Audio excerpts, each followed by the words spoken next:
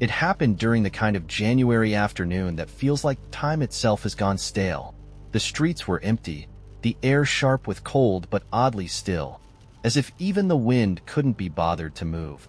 I was walking home from the pharmacy with a bag of cough drops and ibuprofen, dodging icy patches on the sidewalk. My mind was somewhere else entirely, caught up in a relentless loop of errands, deadlines, and the faint annoyance of knowing I'd forgotten something on my list. Then I saw it. At first, it barely registered. A small, worn piece of plastic half buried in a pile of dirty snow near the curb. Just a random piece of trash, I figured. But something about the shape of it snagged my attention, and I found myself stopping mid-step to take a closer look. I crouched down, brushing aside the slush with my glove, and suddenly I was holding it in my hand. A bright red toy car, scratched and dented but unmistakably familiar. A Matchbox car. The cold disappeared. The street disappeared. For a moment, it was just me and that tiny car, and in its chipped paint and lopsided wheels, I saw an entire universe unfold. I was 6 years old again, sitting on the shaggy brown carpet of my grandparents' living room, the smell of coffee and toast hanging in the air. My grandpa was in his recliner, his glasses perched low on his nose as he squinted at the morning paper. He'd always pretend not to notice as I zoomed my Matchbox cars across the floor, weaving them through imaginary cities built from hardcover books and VHS tapes. The red one had been my favorite, the fastest, the one that always won the races I held in my head. I'd named it Blazer, which felt impossibly cool at the time. I don't know how long I stood there on the sidewalk, staring at that little car. Long enough for my fingers to go numb from the cold, I guess. The spell only broke when a car honked somewhere in the distance, snapping me back to the present.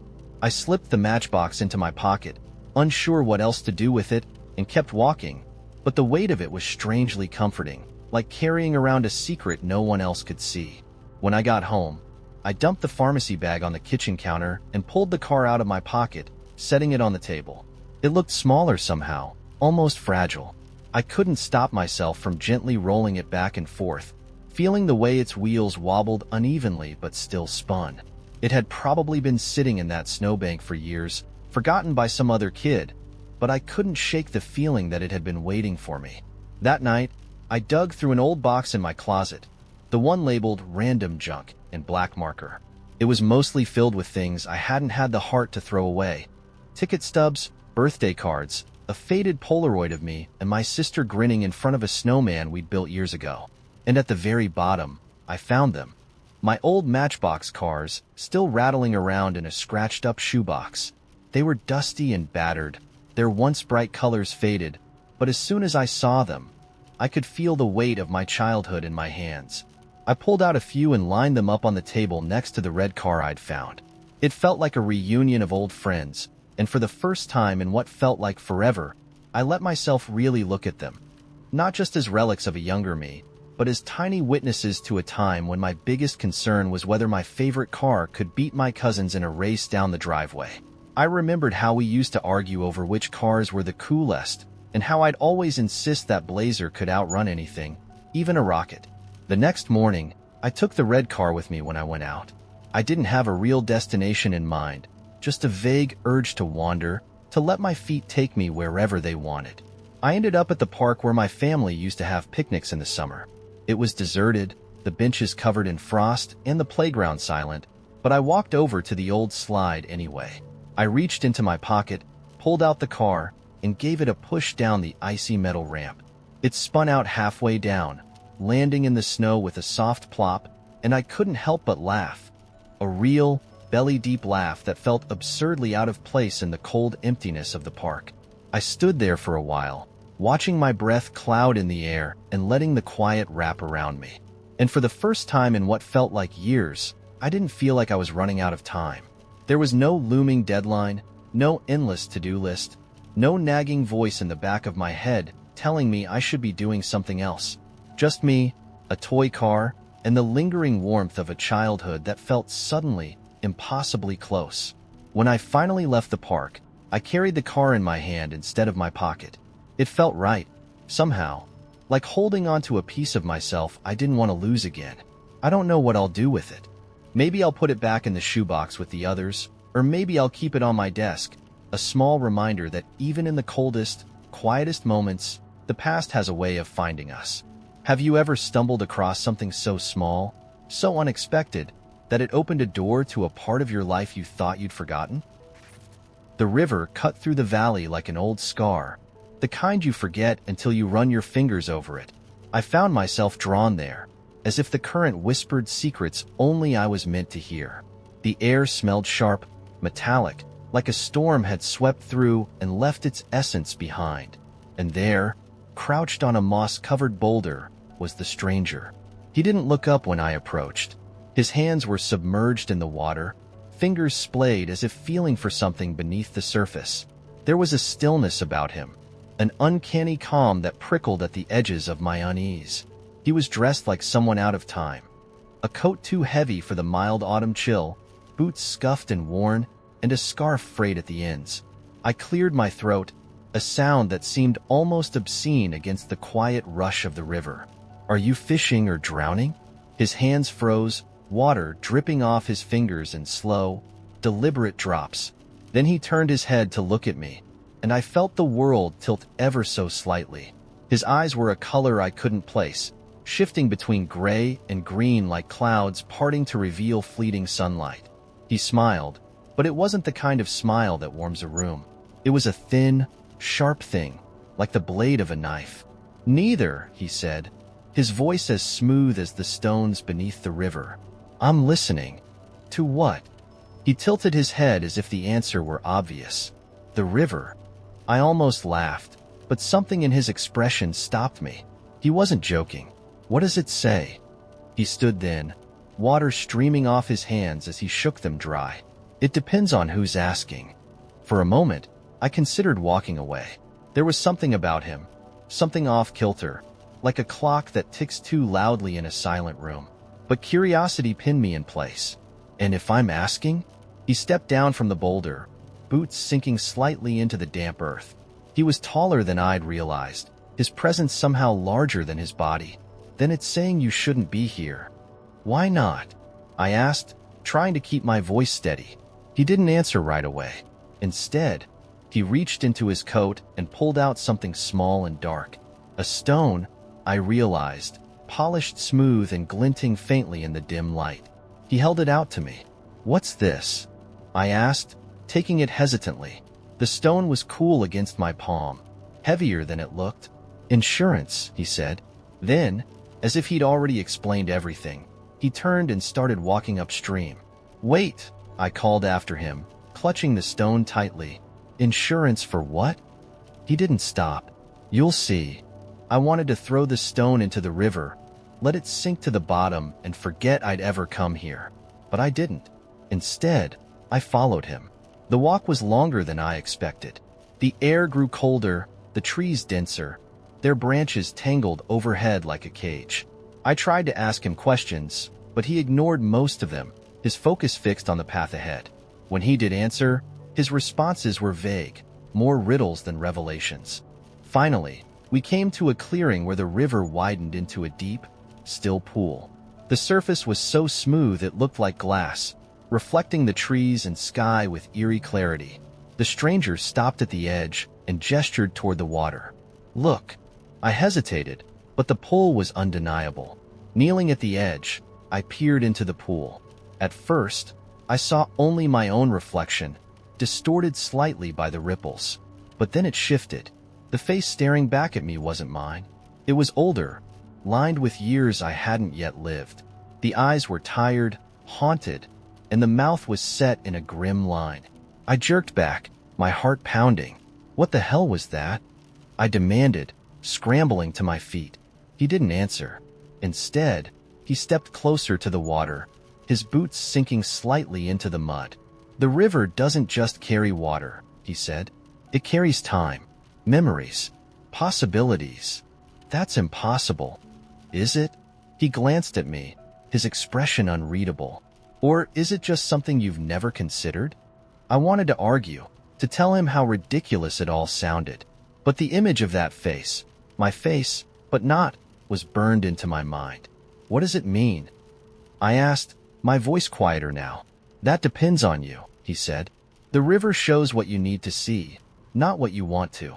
I stared at the pool, my reflection normal again. And the stone? He smiled that knife-blade smile. A tether. Without it, you might lose yourself.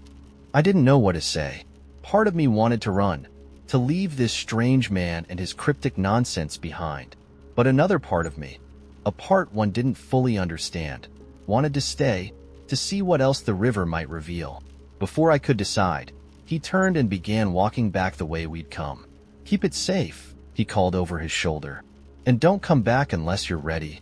I watched him go, his figure disappearing into the trees until it was as if he'd never been there. The stone in my hand felt heavier now, its surface warm where it had been cold before. I slipped it into my pocket and turned toward the water, staring at my reflection until the ripples blurred it into something unrecognizable. In the heart of the city, hidden behind ivy-clad walls and graffiti-stained alleys, there was a shop that didn't officially exist. No sign marked its presence, yet those who needed it always found their way inside.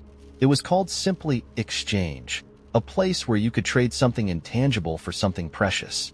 Rumors abounded about the eccentricity of the proprietor, a woman who went by the name Iris and claimed she could see the weight of memories. Lila stumbled into the exchange by accident, or so she thought.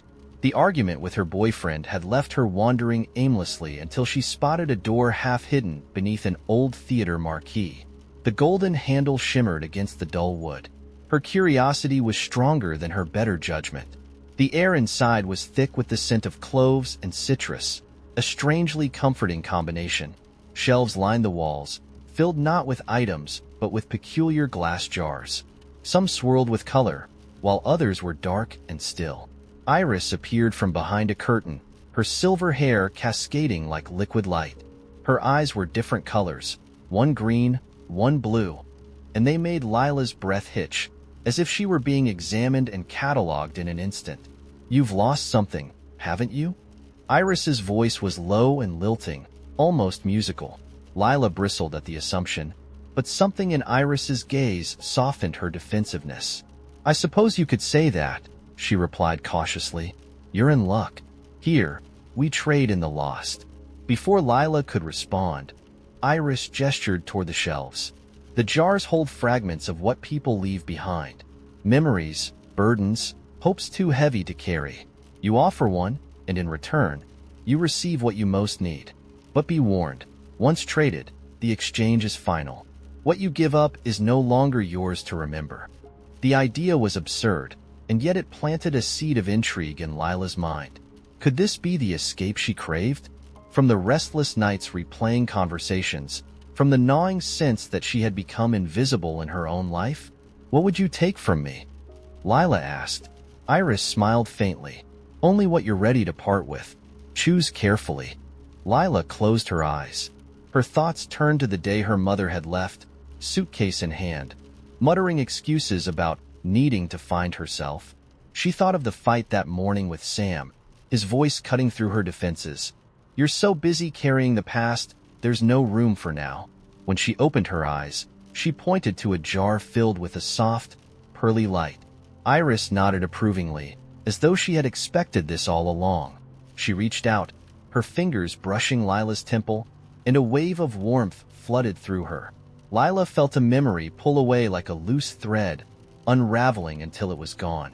It didn't hurt, but the absence left her disoriented. In exchange, Iris handed her a jar that glimmered with golden sparks. Courage, she said simply. Not the loud kind. The quiet sort that lets you stay when it's easier to leave. Lila carried the jar home, though she wasn't sure why. It wasn't until weeks later, when Sam asked her why she hadn't left after their fight, that she realized something had shifted. She couldn't recall her mother's departure clearly anymore. The edges of that memory were blurred, like a story she'd heard secondhand. And with its absence came a strange lightness, a space where something new could grow. She didn't go back to the exchange, though she thought about it often. Not because she regretted the trade, but because she wondered what else she might offer and what else she might gain.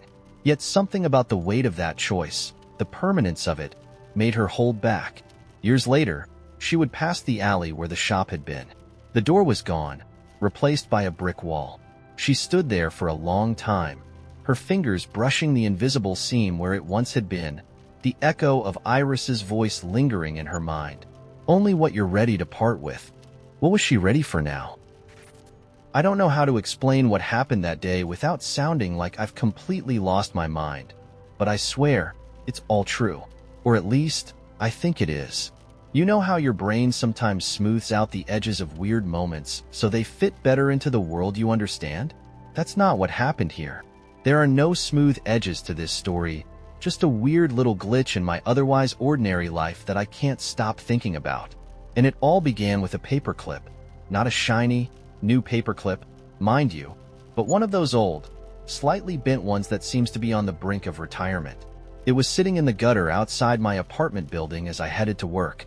I wouldn't have noticed it at all if it hadn't glinted in the sunlight just as I stepped over it, catching my attention like a tiny, metallic flare. For some reason, curiosity, boredom, fate, I stopped, just standing there in the street, staring at this unimpressive little piece of metal. Something about it felt strange, out of place, almost, like it was trying too hard to exist, if that makes any sense. I don't normally pick things up off the street. I'm not a magpie or a scavenger. But before I even thought about it, I crouched down, grabbed the paperclip, and slid it into my pocket like I was performing some secret transaction with the universe. Then I just carried on walking to work, my brain not quite ready to catch up to what my hands had just done. The day passed uneventfully. Meetings, emails, the usual office politics that make you feel like you're starring in a sitcom with no laugh track. I forgot about the paperclip completely until I got home that evening and felt it still sitting in my pocket.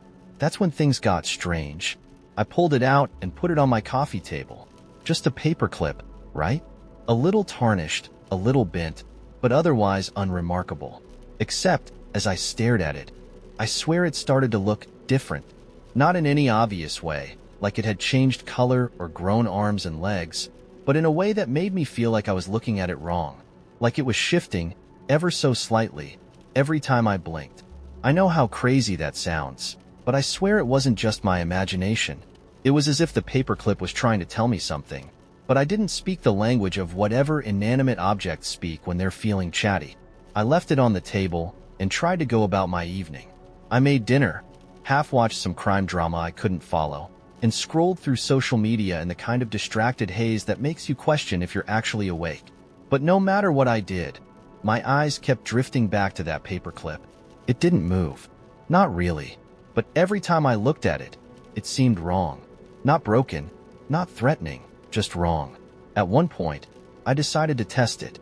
I flipped it over and put it in a different spot, thinking that maybe changing its orientation would snap me out of whatever weird headspace I was in. But when I looked back a few minutes later, it was right where I'd originally placed it. I froze. My logical brain immediately launched into overdrive, running through every possible explanation. Maybe I hadn't actually moved it. Maybe I was remembering wrong. Or maybe, just maybe, this was the moment I finally snapped. I should have thrown it out. I know that now. But instead, I did the stupid thing you only ever see in horror movies. I leaned in closer, just stared at it, like maybe I could outstare a paperclip into revealing its secrets. And that's when it happened. It made a sound. Not a loud sound. Not even a sound I could describe properly, but a sound nonetheless. It was like a tiny sigh, or a creak, or maybe just the faintest whisper of metal shifting against metal. I jerked back, my heart pounding like I'd just been caught snooping through someone else's diary. I laughed out loud. This panicked, high-pitched laugh that didn't sound anything like me. "It's just a paperclip," I said to the empty room, as if saying it out loud would make it true. I didn't touch it again that night. I just left it there on the table, daring it to do something else while I pretended to sleep. But the next morning, it was gone. I tore my apartment apart looking for it, thinking maybe I'd knocked it off the table or my cat had swatted it under the couch. Nothing. No paperclip. No explanation. Just this weird, empty feeling in my chest, like I'd lost something important but couldn't remember why it mattered. I don't know what that paperclip was or what it wanted from me. Maybe it was just an ordinary object, and I was the one projecting all the weirdness onto it. Or maybe it was something else entirely, something I'll never understand. But every now and then, I catch myself scanning the ground when I walk, half hoping to find it again. Or maybe just hoping to find something. You ever have a moment like that? Where something small and meaningless makes you question everything, even though you know it probably shouldn't. This morning, my kitchen clock melted. Not in the Salvador Dali sense. No drooping over the counter or surreal landscapes. It just decided it had better things to do than stay solid. One moment, it was ticking away like any other clock. The next, it sighed audibly, "Yes, clock sigh now," and dripped down the wall like hot wax, pooling on the floor in a shimmering puddle of time. I stood there in my pajamas, spoon halfway to my mouth, watching it slowly evaporate into the air. It smelled faintly of cinnamon, which was weird, but not unwelcome. "Good for you, I guess," I said, because that felt like the polite thing to say to a clock giving up on its job. From the puddle rose a faint, sparkling mist that swirled once around my ankles before vanishing completely. My cat, Whiskerford, was deeply unimpressed. He sat next to his food bowl, glaring at me as if to say, "Are you seriously going to let that happen before breakfast?" Fair enough. I scooped some tuna onto his plate, and he stalked off with his usual mix of disdain and entitlement. The rest of the house seemed vaguely unsettled by the clock's rebellion. The floorboards creaked more than usual, muttering to themselves in a language I couldn't understand, and the curtains swayed even though the windows were closed. I ignored it and went outside to water my plants. Or at least, I tried to. The garden had changed overnight. Instead of my usual rows of basil, thyme, and poorly tended cucumbers, there was, well, let's call it a conference. The plants had uprooted themselves and arranged into a loose circle in the middle of the yard. The tomato vines had tangled together like old friends hugging. The sunflowers were leaning conspiratorially toward the lavender, their faces turned away from me as if sharing secrets. Even the weeds had joined in, sitting smugly alongside my strawberries. I coughed awkwardly to announce my presence. "Oh, great," muttered one of the cabbages. Its voice was low and grumbly, like a bouncer at a club. "The humans here."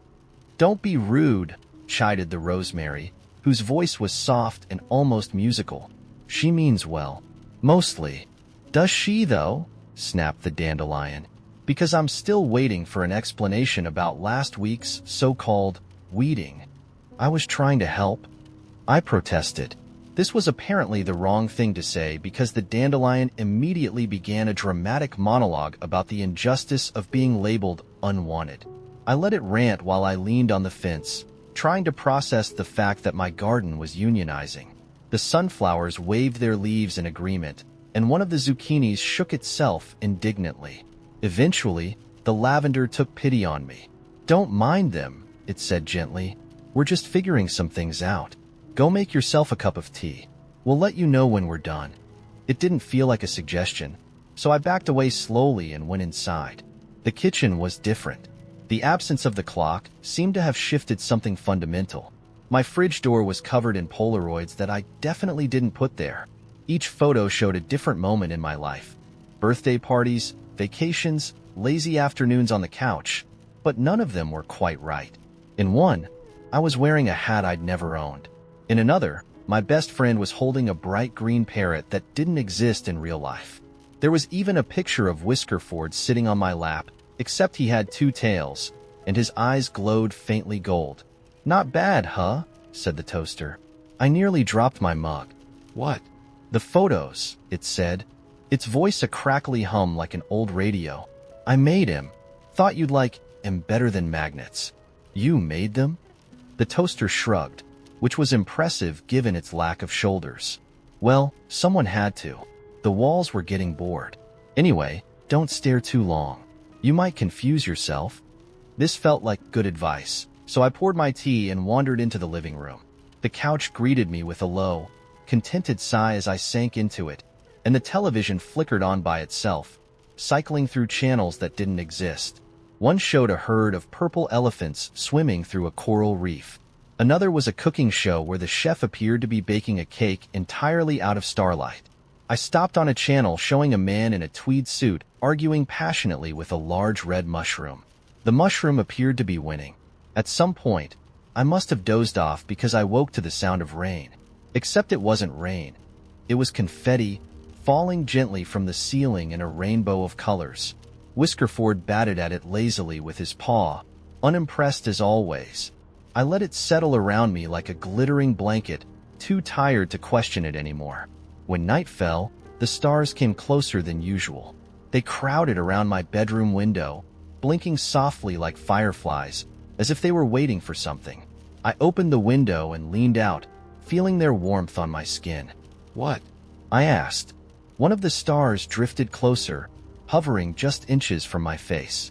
It pulsed once, twice, then spoke in a voice that was neither male nor female, neither young nor old. "Do you ever wonder," it said, "if all of this is just a story you're telling yourself?" I blinked. "What, like a dream?" The star laughed, a sound like wind chimes in a storm. "No," it said, "not a dream. Just a story. One you're writing as you go." I didn't know how to respond to that, so I just nodded. The star seemed satisfied with this and drifted back into the sky, joining its companions. As I climbed into bed, Whiskerford curled up at my feet, purring softly. The walls hummed a lullaby I didn't recognize, and the confetti dissolved into mist, leaving behind only the faint scent of honey and wood smoke. So that was my day.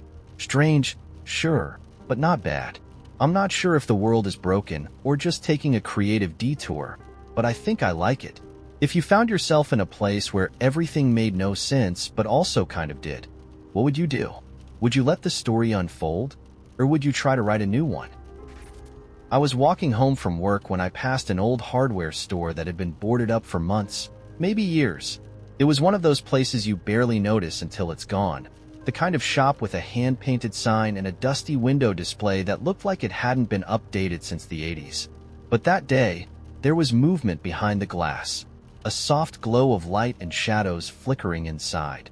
I slowed my pace, curiosity tugging at me, and stopped just long enough to see the door was slightly ajar, hanging crooked on its rusted hinges.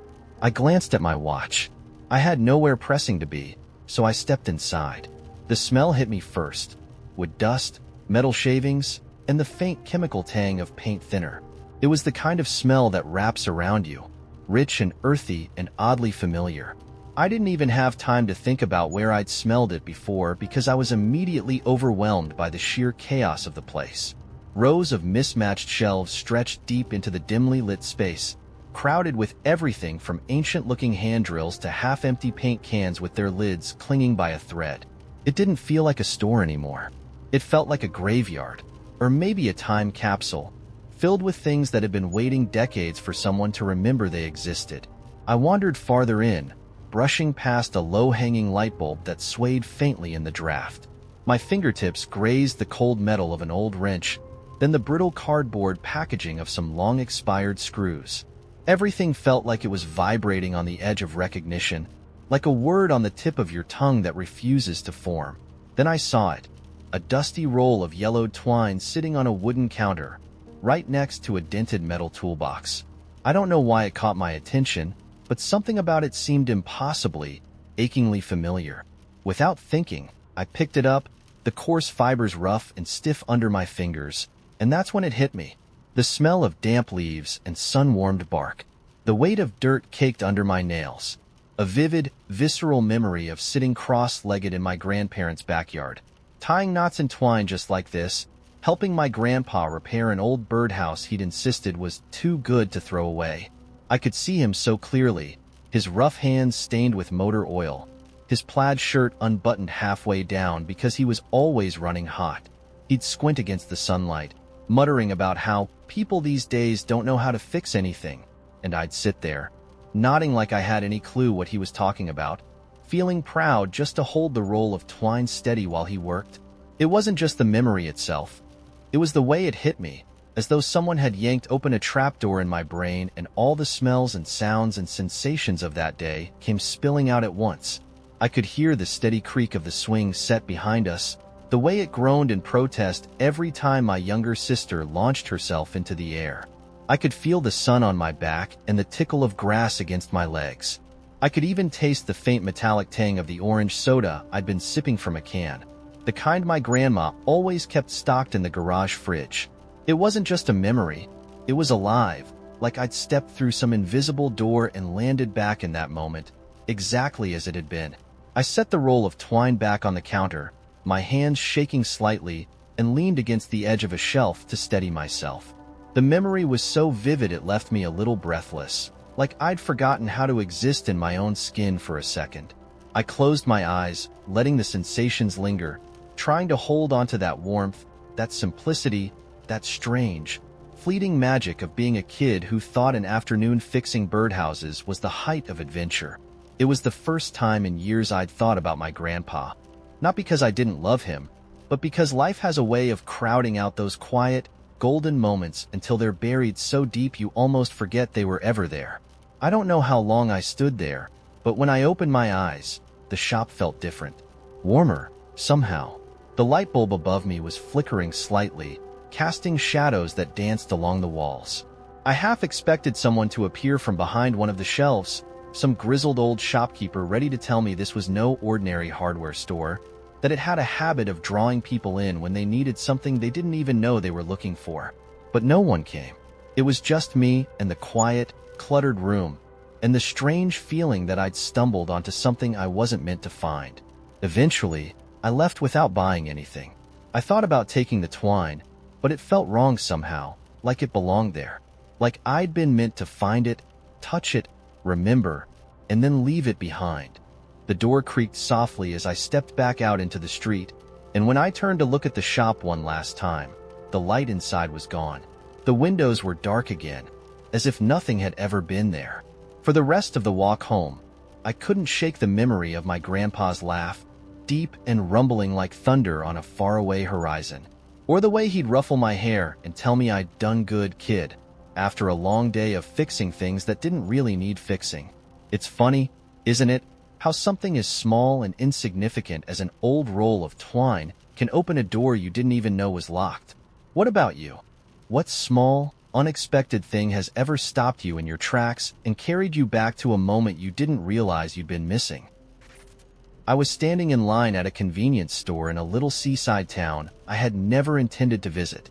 My original plan was to be halfway across the state by now, headed to some big city with museums and theaters and things you're supposed to do on a cultural vacation. But my rental car, in its infinite wisdom, decided to die on a stretch of road that could have been painted by Norman Rockwell, blue skies, cheerful seagulls, and one mechanic in town who didn't have the part he needed until the next morning.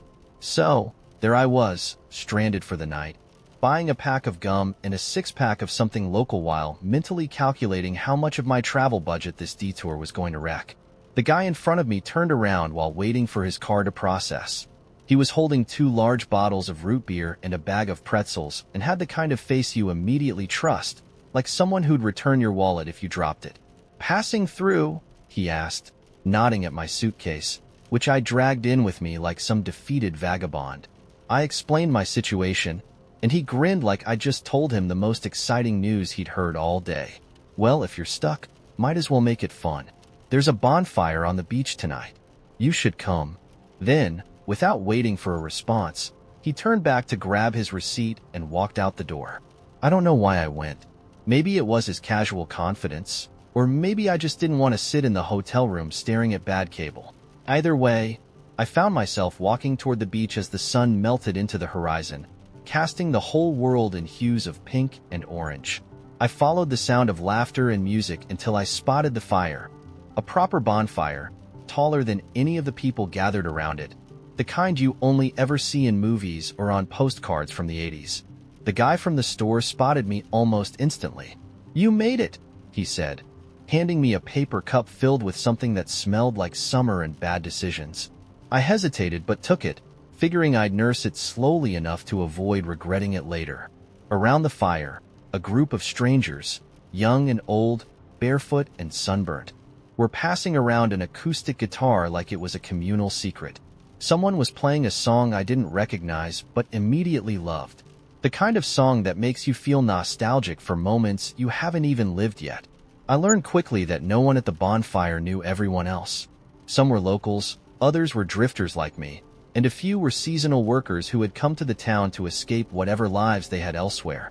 There was an artist who painted murals on abandoned buildings, a retired couple who spent their days biking from one tiny coastal town to the next, and a woman in a cowboy hat who swore she was only here for the seafood but kept sneaking glances at the mural guy like he was the only person in the world.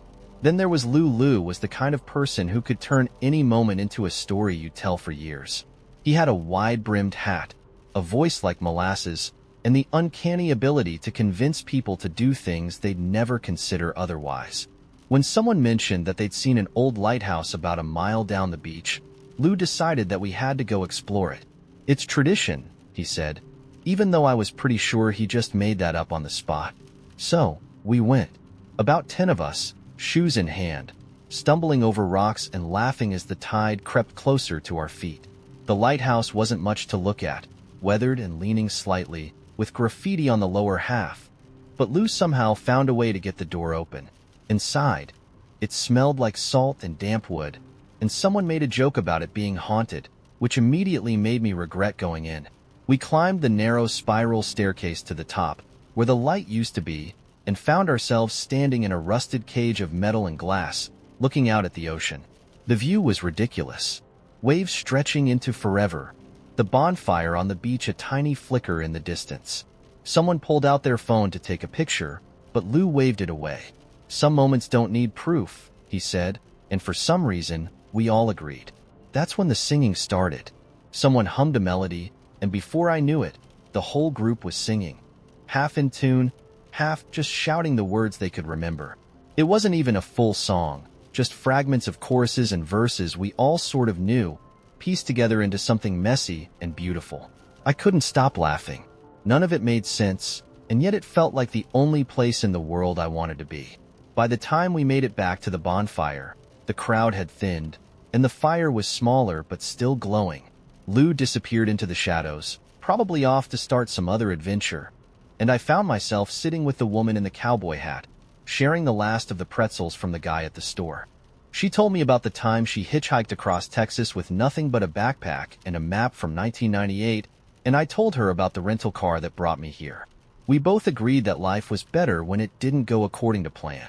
I left the next morning, the part for my car finally delivered and installed. As I drove away, I felt a strange mix of lightness and longing, like I'd stepped out of a dream and wasn't quite sure if it had been real. Sometimes I think about that night and wonder if the lighthouse is still there, if Lou is still convincing strangers to explore it. Maybe it doesn't matter.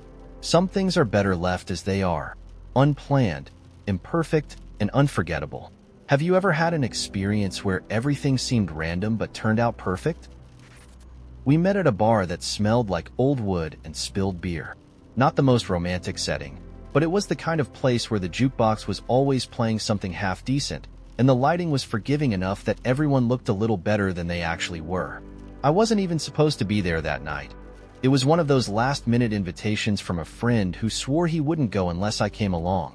I didn't feel like socializing, but I went anyway, more out of guilt than curiosity. She wasn't supposed to be there either. That's one of the first things she told me. She had come to meet a friend who bailed last minute, and instead of heading home, she decided to stay for just one drink.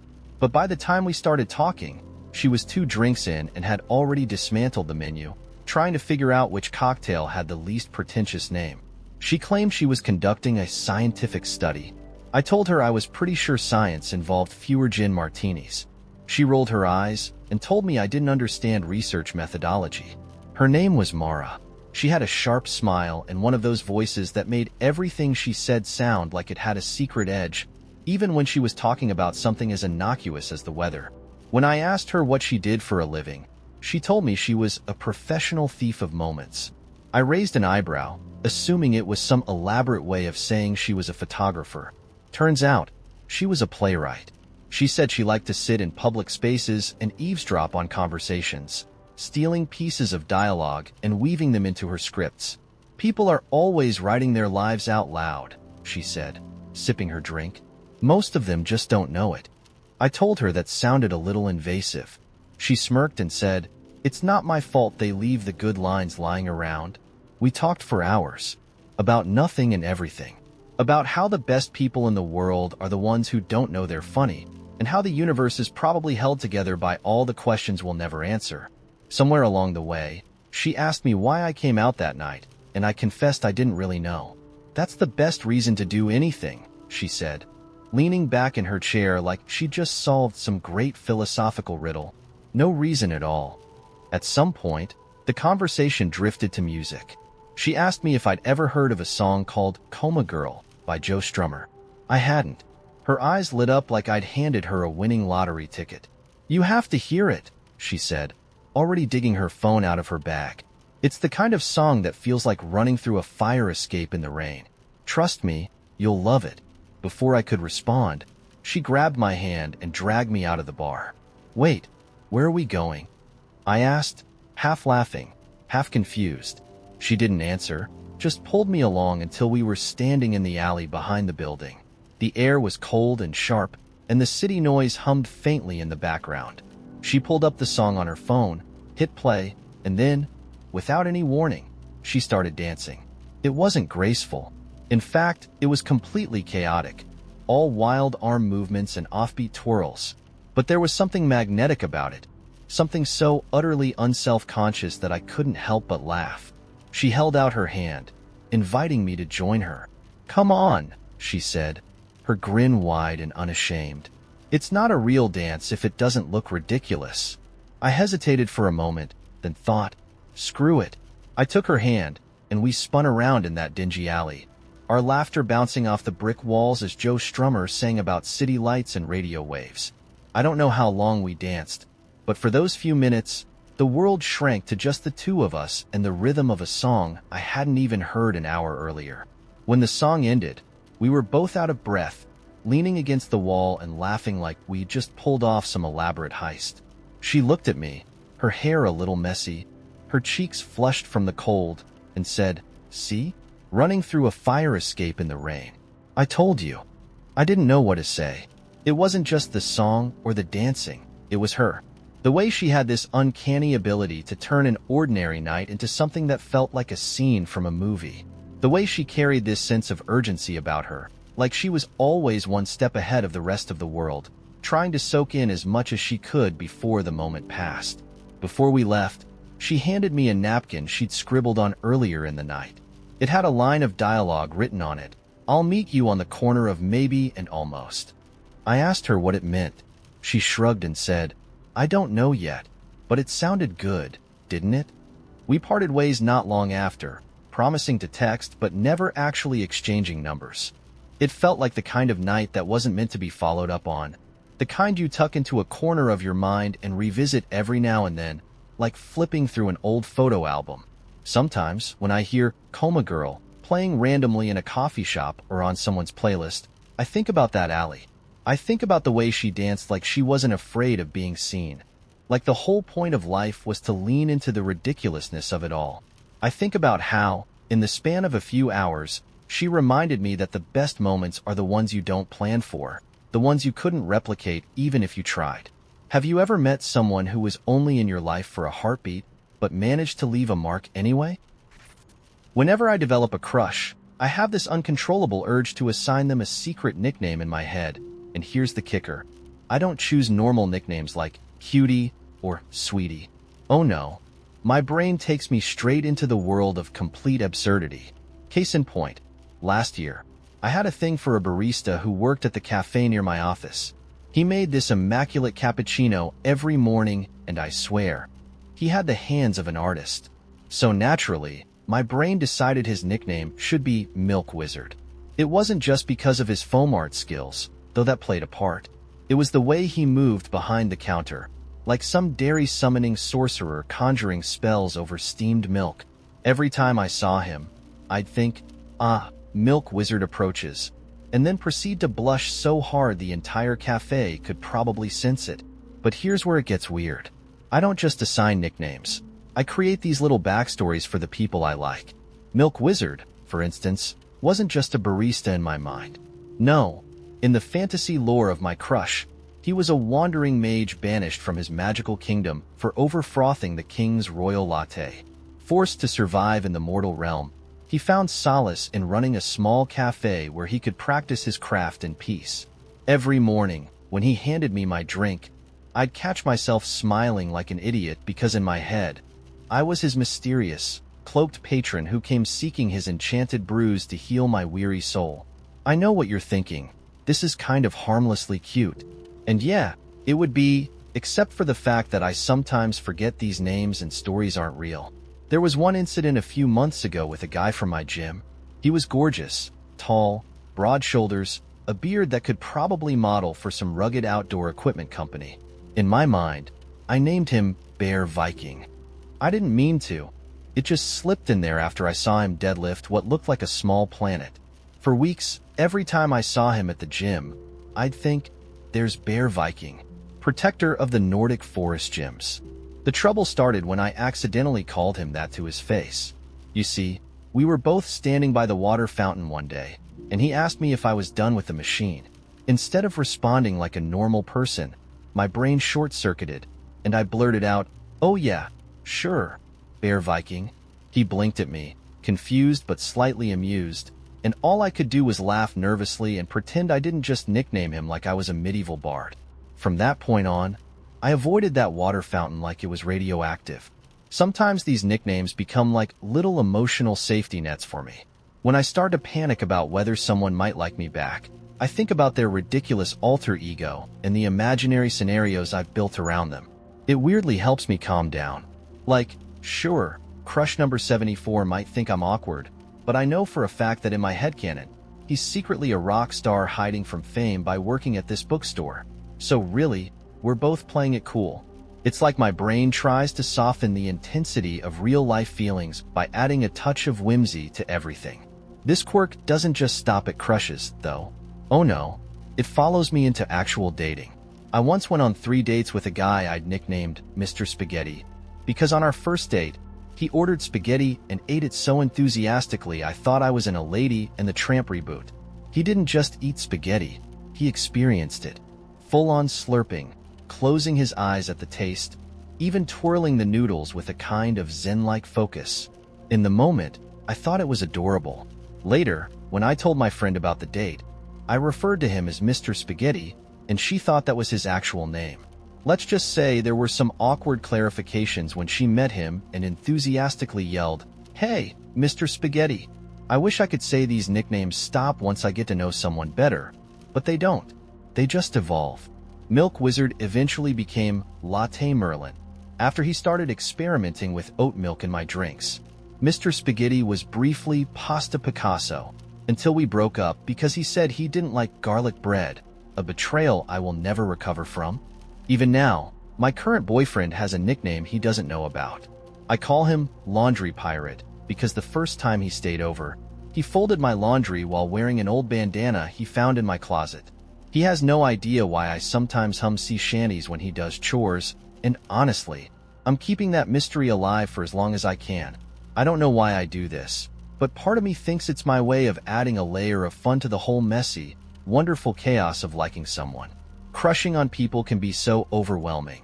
Your heart races, your brain forgets how to form coherent sentences, and you start overanalyzing every text message like you're decoding the Rosetta Stone. Maybe giving them silly nicknames is my way of reminding myself that it's okay to not take it all so seriously. Because at the end of the day, whether it's Milk Wizard or Bear Viking or Laundry Pirate, the truth is, I just like these people for who they are. The nicknames are just the sprinkles on top of the crush sundae. So, now that I've shared my weird little habit with you all, I'm dying to know, do you have any quirky, odd, or slightly embarrassing things you do when you like someone? Secret nicknames? Strange rituals? Share them with me so I feel slightly less like the weirdo of the dating world. I was halfway through my grocery run when I realized I had grabbed 2 carts by mistake. One was mine, half filled with boring adult essentials like oat milk and kale chips, and the other belonged to a woman who was now staring at me from the frozen food aisle like I'd just stolen her firstborn. I froze, a pack of chicken thighs dangling from my hand like some kind of meat offering, and muttered, "Oh my God, I am so sorry," while she continued to eye me like I was moments away from throwing her cart into a getaway van. She didn't say anything, just huffed, snatched her cart back, and wheeled it away without a word. I stood there for a second, trying to figure out what the hell had just happened. It wasn't like I wanted her frozen lasagna or her weird off-brand toilet paper. I was just distracted. It had been one of those weeks where everything felt like an uphill battle, and my brain was basically functioning on autopilot, somewhere between survival mode and a Windows XP error message. I shook it off and continued shopping, but I swear every time I turned a corner, she was there, glaring at me like I was the embodiment of chaos. Fast forward about 20 minutes, and I'm in line at checkout. It's one of those endless waits where every single person ahead of you seems to have opted for the slowest possible method of payment, like they're conducting some kind of experiment in testing human patience. I was scrolling on my phone, pretending not to notice the awkward guy behind me, standing way too close to my personal bubble, when I felt someone tap my shoulder. I turned around, and there she was, frozen food lady. I braced myself for round 2 of silent judgment, but instead, she held out a small carton of eggs. "You left these," she said. I blinked, confused, because I didn't remember buying eggs. She must have seen the blank look on my face because she added, "You had them in your cart when you accidentally, well, you know?" Her expression softened, and I swear, for a moment, she almost smiled. "I thought you might need them." Now, I'd like to tell you I responded with something profound or witty, but what actually came out was, "Oh, thanks." She handed me the eggs and walked off before I could say anything else. I stood there, holding this random carton like it was some kind of cosmic riddle. Did I even need eggs? Was she trying to mess with me?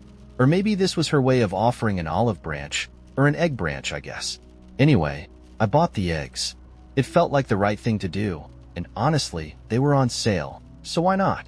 When I got home and unpacked my groceries, I stared at the carton for a while, still trying to make sense of the whole thing. Then I remembered a recipe my grandma used to make. Some kind of egg custard thing that I hadn't thought about in years. I dug through my kitchen drawer until I found her old, handwritten recipe card.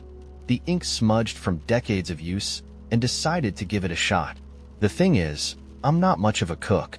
My usual culinary repertoire is basically just putting avocado on toast and pretending it's a masterpiece. But that night, I followed my grandma's recipe to the letter, measuring out the sugar and milk with the kind of precision usually reserved for bomb defusal. By some miracle, it turned out pretty great, creamy, sweet, and just the tiniest bit burnt on the edges, which somehow made it better. Sitting there at my kitchen table, eating this custard and thinking about my grandma, I realized how much I missed her.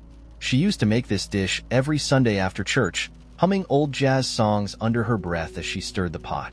It wasn't just a recipe, it was a memory, a feeling.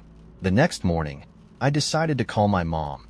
We talked for a while about nothing in particular, and then I asked her if she remembered Grandma's custard. She laughed, saying it was her favorite, too, and somehow, that one question turned into a long, winding conversation about all the little things we'd forgotten. Like the way Grandma used to wear these ridiculous floral aprons, or how she'd always save the last bit of batter to let us lick the spoon. By the end of the call, I felt lighter, like I'd uncovered some tiny piece of myself I didn't even know was missing. The eggs, though? They didn't last long. By the end of the week, I'd somehow turned them into a dozen mini custards, sharing them with my coworkers, my neighbor, and even the barista at the coffee shop who always spelled my name wrong. Every time I made a new batch, I thought about the frozen food lady and wondered if she had any idea what she'd started. I never saw her again, but I like to think she'd be happy to know her random act of, I don't even know what to call it, kindness? Spite? Something in between, ended up making my week a little brighter. So now I'm curious. Have you ever had a random, seemingly insignificant moment that ended up teaching you something or shifting your perspective in a way you didn't expect? I'd love to hear about it. Who knows? Maybe your story will inspire someone to pick up a carton of eggs they didn't even know they needed. We had this thing with tea. I guess it doesn't sound like much at first. 2 people making tea. What's the big deal, right? But it wasn't just tea.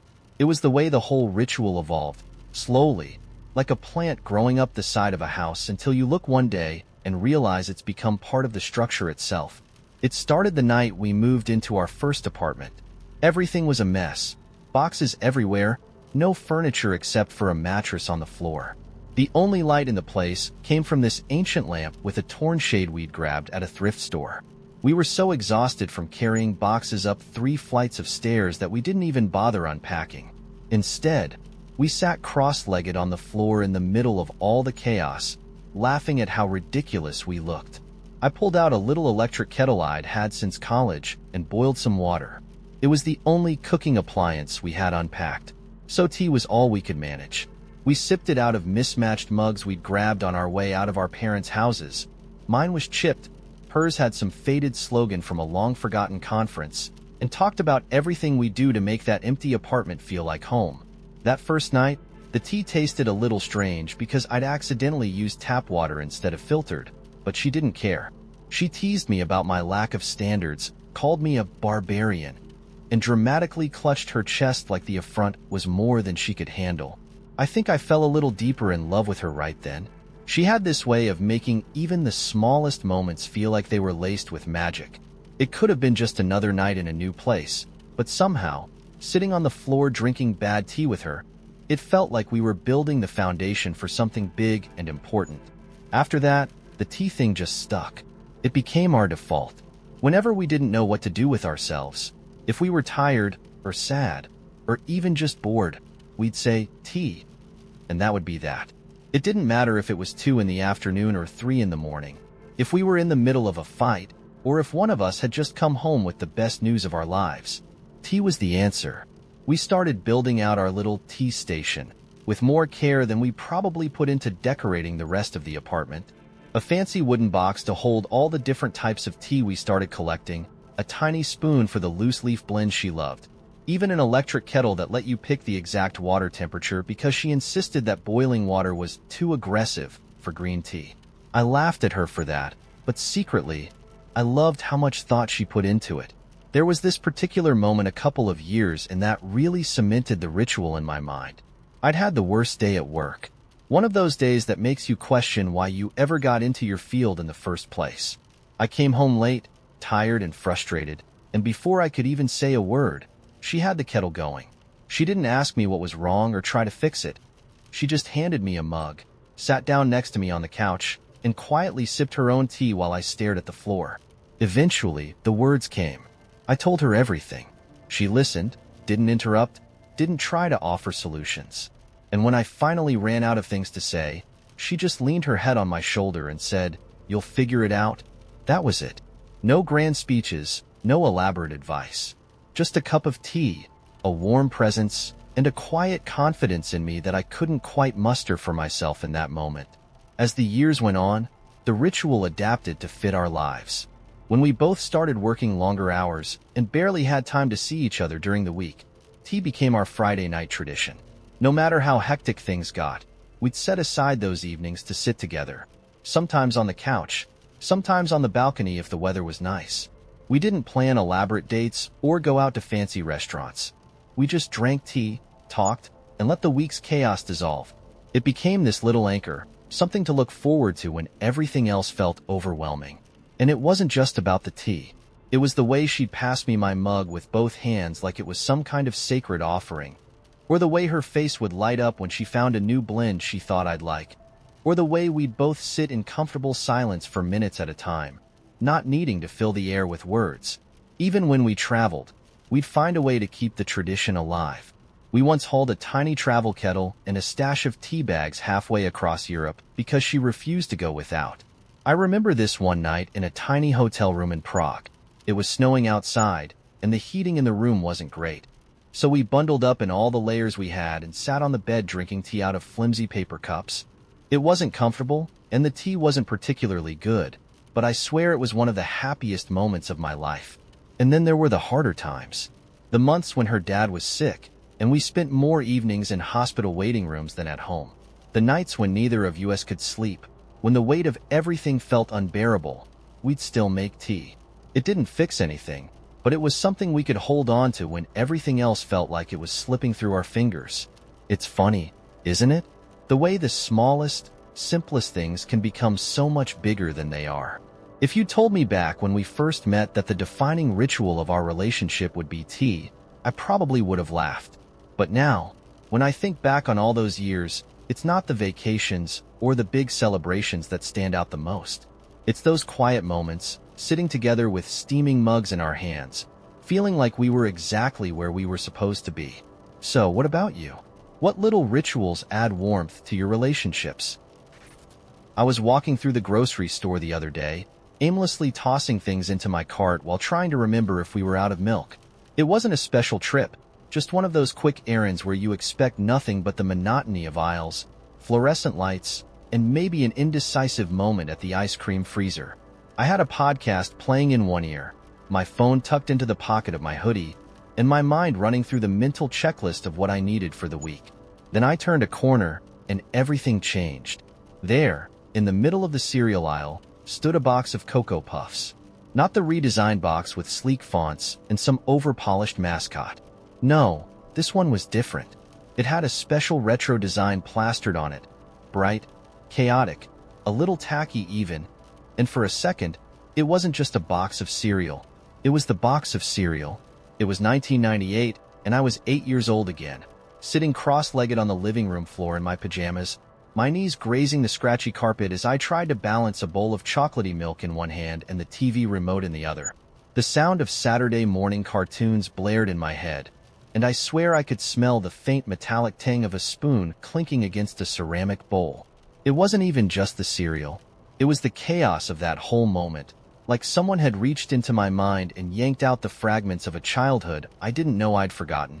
My mom calling from the kitchen, telling me to hurry up and eat before the milk got warm. My sister squabbling with me over who got to watch their favorite show first. The way the remote had to be smacked against the coffee table, sometimes to get it to work. The feeling of knowing I had the whole day ahead of me. No responsibilities beyond maybe convincing my parents to let me ride my bike to the corner store. How could something so mundane, a box of cereal, pull me back to that? And yet, there I was, standing frozen in the middle of the aisle with my hand halfway to the shelf, feeling like a stranger in my own skin. I didn't even notice the older woman behind me until she cleared her throat, and I had to awkwardly shuffle my cart aside. She gave me a polite smile as she reached for something next to the Cocoa Puffs, but her expression shifted when she caught sight of the box I'd been staring at. "Oh," she said, her voice tinged with surprise. "I haven't seen that look in years." She didn't elaborate, just grabbed her Raisin Bran and moved on. But I couldn't shake the feeling that she'd felt it too, that strange, quiet tug of the past sneaking up on you in a place where you least expect it. I tossed the cereal in my cart without even thinking. For the rest of my trip, I kept getting distracted by little things that suddenly felt significant. The shape of a bottle of dish soap reminded me of the one my grandma used to keep on her kitchen counter, its bright green liquid glowing under the sun streaming through her window. A package of hot dogs made me think of summer afternoons when my dad would fire up the grill in the backyard. The smell of charcoal and cut grass blending into something so distinctly nostalgic that I could almost taste it. Even the faint hum of the store's AC sounded a little like the background noise of the video rental place my family used to visit every Friday night, where my brother and I would argue over which movie to get while my mom browsed the new releases. I don't know why it hit me all at once. Maybe it was the way my mind had been running on autopilot, so consumed with the minutiae of daily life that I hadn't given myself the space to feel anything beyond the present. Or maybe it's just that nostalgia has a way of creeping in when you're not paying attention, like a whisper in a crowded room that only you can hear. It wasn't sad, exactly, more bittersweet. Like someone had cracked open a door to a part of my life I didn't even realize I missed. When I got home, I unpacked the groceries and left the Cocoa Puffs on the counter, half forgetting about them until later that night when I wandered into the kitchen looking for a snack. I poured myself a bowl and sat down at the table, and for the first time in years, I didn't scroll through my phone while I ate. The cereal tasted exactly how I remembered it. Sweet, crunchy, with just enough chocolate to turn the milk into a sugary treat by the end. But it wasn't just the taste. It was the ritual of it. The way each spoonful felt like a thread connecting me to a simpler time when life was measured in Saturday morning cartoons and bike rides and the occasional splurge on a pack of Pokemon cards. I finished the bowl and stared into the bottom for a while, watching the last bit of chocolate milk swirl around the edges. It occurred to me then how much of our lives we spend chasing something we can't quite name. A feeling, a memory, a version of ourselves that exists only in snapshots and half-forgotten moments. And sometimes, if we're lucky, it finds us instead, in the form of a cereal box or a song on the radio, or the smell of fresh-cut grass on a warm summer evening. What random moment has brought you back to those warm times you may have even forgotten about? When I was 19, I spent a summer working at a small family-owned diner just outside my hometown. It was one of those places with sticky booths, a handwritten, cash-only sign taped to the register, and waitresses who called everyone Han, regardless of their age. It wasn't glamorous, and it didn't pay much, but it felt like the kind of place where life moved at a pace I could handle. Back then, I needed that more than I realized. The job came at a weird time in my life. My friends had scattered to universities, internships, and adventures in cities I couldn't even point to on a map, while I stayed behind, not because I wanted to, but because my plans had sort of fallen apart. My acceptance to a fancy college in a different state felt more like a cruel joke when I saw the tuition bill. So there I was, stuck, scrambling for something, anything, that might make me feel like I wasn't completely adrift. The diner wasn't part of the plan, but then again, what was? My main job was bussing tables, but occasionally I got promoted to waitress when one of the regulars called in sick. On one of those days, I was assigned to a booth where a man sat with his daughter. She must have been around 8, maybe 9. Her hair was in 2 messy braids, and she had a notebook open in front of her, furiously scribbling while her dad stared out the window with this faraway look on his face. I brought them menus, tried to make some light conversation, mostly with her, because he seemed lost in his own head, but neither of them really responded. I shrugged it off and went to check on the other tables. When I came back to take their order, the girl handed me her notebook instead of speaking. On the page, she'd written, "Can I have pancakes, please?" in neat, careful letters. I was confused for a second until her dad explained, in a soft, apologetic voice, that she was nonverbal. I smiled, handed her the notebook back, and told her I'd bring the biggest stack of pancakes the griddle could handle. Her face lit up in this quiet, shy way that I still think about sometimes, even now. As the summer went on, they became regulars. Every Saturday morning, always the same booth, always the same order. I learned that her name was Maya, and she loved to draw, though she rarely showed me her sketches unless I asked. Her dad's name was Liam, and he worked nights at some factory a few towns over. He always looked exhausted, like he hadn't slept in weeks, but he was kind in this understated way, tipping more generously than anyone else who walked through the door, even though I knew he probably couldn't afford it. One morning, while I was clearing their table after they'd left, I found a drawing tucked under Maya's plate. It was me, at least, I think it was supposed to be me, holding a tray of pancakes, smiling like I had just won the lottery. The style was very 8-year-old, with stick arms and a lopsided head, but she'd gotten the details right. My ponytail, the name tag I always wore crooked, even the way my sneakers were usually untied because I was too lazy to fix them. I didn't know what to do with it, so I stuck it in my pocket and went back to work, feeling this strange mix of flattery and sadness I couldn't quite explain. The last time I saw them was the week before I quit. Maya ordered pancakes as usual, but this time, when I brought them over, she reached into her backpack and handed me another drawing. This one was different. It was me again, but I wasn't in the diner. I was standing in front of a big brick building that looked like a school, wearing a graduation cap and holding a diploma. I stared at it for a long moment, trying to process what I was looking at, before Liam spoke up. "She wanted to draw what she thinks you'll do someday," he said quietly, almost shyly. "She says you're going to do something big." I don't know why that moment hit me so hard, but it did. I felt my throat tighten, and for a second, I thought I might cry right there in the middle of the diner. I managed to pull myself together, thanked her, and told her it was the best drawing I'd ever seen. She beamed at me, her smile so wide it was almost a laugh, and for the first time, I realized how little it took to make someone feel seen. They left, and I never got the chance to say goodbye. A week later, I moved to a new city for a new start, still carrying that drawing folded up in my wallet. I'd like to say I kept in touch, but the truth is, life got busy, and I didn't. Still, every time I felt like giving up, when my new job felt impossible, or when college started to feel like an unreachable dream, I pulled that drawing out and stared at it until I felt steady again. It's been years since that summer, and I've done some of the things Maya predicted. I graduated, though not from the school in her drawing, and I've found work that I'm proud of, even if it doesn't involve a diploma. But I still think about her and Liam more often than I probably should. They taught me something I didn't realize I needed to learn back then. That sometimes the smallest acts of kindness, the things that seem almost insignificant in the moment, can echo in someone else's life for years. So, here's my question. Have you ever had a small, unexpected moment with someone that stuck with you, maybe even changed you? Something they might not even realize they did? I'd love to hear your story. I was walking home from work last week, holding a carton of eggs like it was a newborn baby.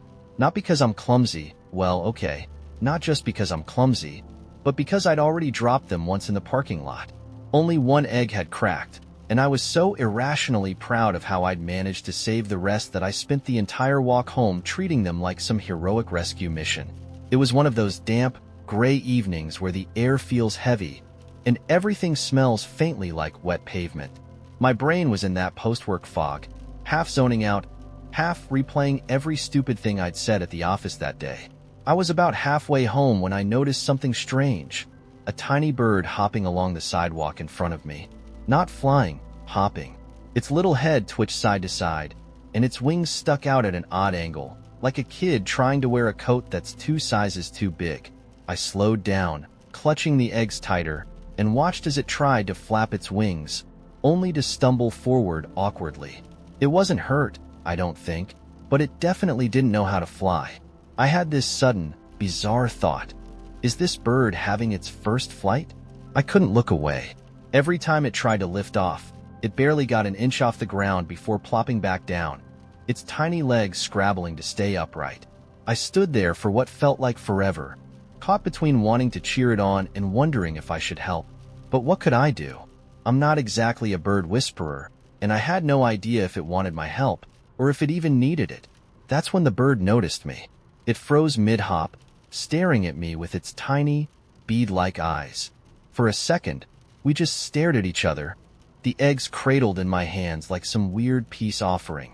And then, as if deciding it had something to prove, the bird flapped its wings harder than ever before. This time, it actually lifted off the ground. It was wobbly as hell, more of a drunken hover than a flight, but it stayed airborne for a few glorious seconds before landing unceremoniously in a patch of damp grass. I don't know why it hit me so hard, but it did. This ridiculous little bird, flapping its wings like its life depended on it, had somehow managed to crack through my mental fog. I found myself grinning like an idiot, standing there on the sidewalk, soaking in this tiny, clumsy miracle of effort. It wasn't graceful or perfect, but it was trying, and something about that felt profoundly human, in a way. But of course, life doesn't let you bask in a moment like that for too long. Just as I was about to keep walking, a guy jogging by didn't see me standing there. He clipped my arm with his elbow, and the eggs, my carefully protected carton of glory eggs, flew out of my hands. For one heart-stopping second, I thought I might actually catch them, but no. They hit the pavement with a horrifying splat, yolks oozing everywhere like a crime scene. I stood there, staring at the carnage, feeling like the universe had just played the cruelest joke on me. The jogger stopped, panting, and looked at me with wide eyes. "Oh man," he said, "I am so sorry. Do you need, He trailed off, clearly unsure of what one even does in an egg-related crisis. I wanted to be mad. I really did. But instead, I started laughing. Not just a chuckle, a full-on, doubled-over, tear-streaming laugh. It was ridiculous. The bird, the eggs, the jogger, the whole absurd chain of events. The jogger looked at me like I might have lost my mind, then awkwardly muttered, "Glad you're okay," and jogged off. The thing is, I wasn't laughing because it was funny. I was laughing because it was messy.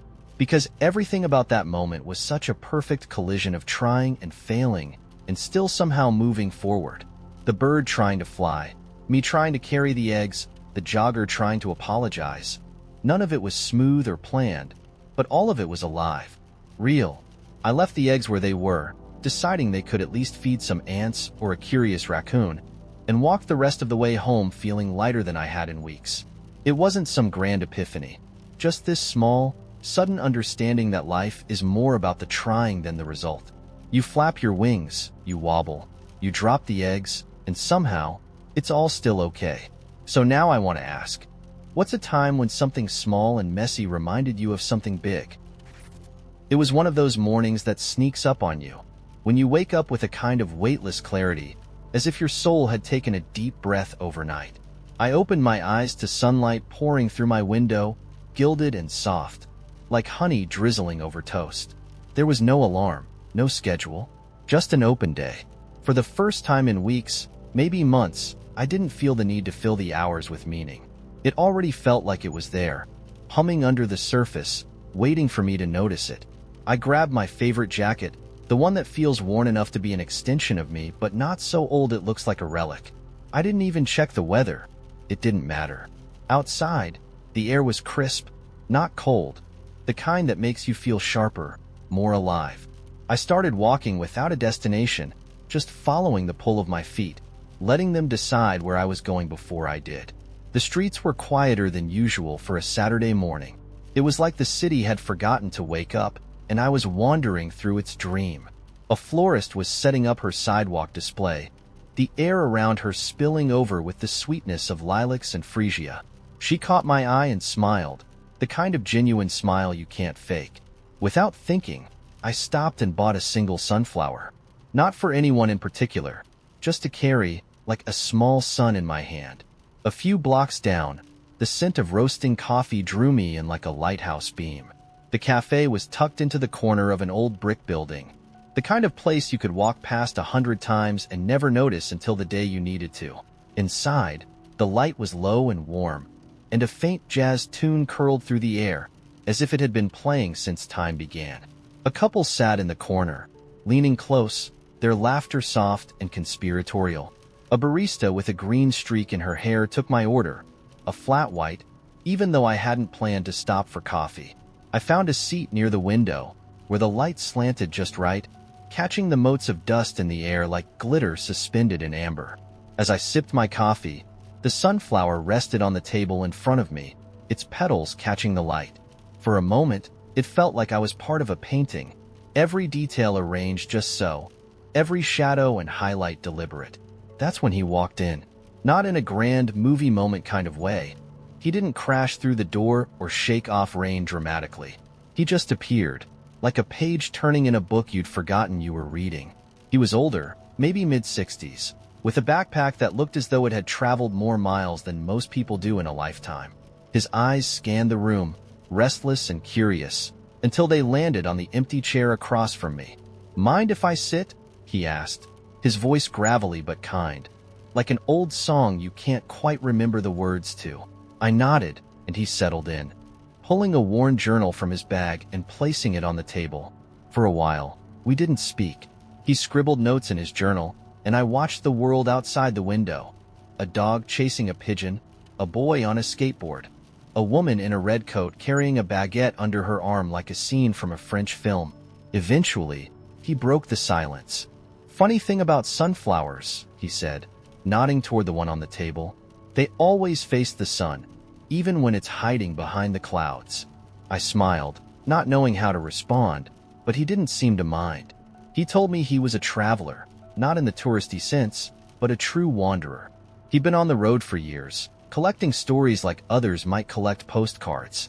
He spoke of deserts that stretched like eternity, forests so dense they felt like cathedrals, and towns so small they weren't on any map.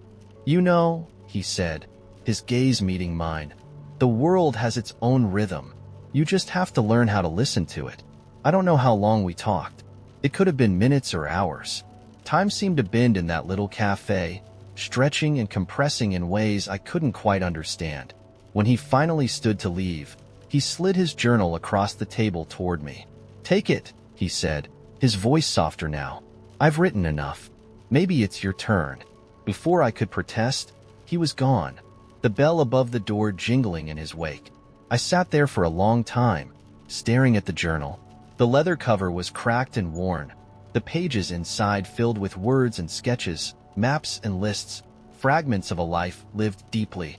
I left the cafe feeling both lighter and heavier, the journal tucked under my arm and the sunflower still in my hand.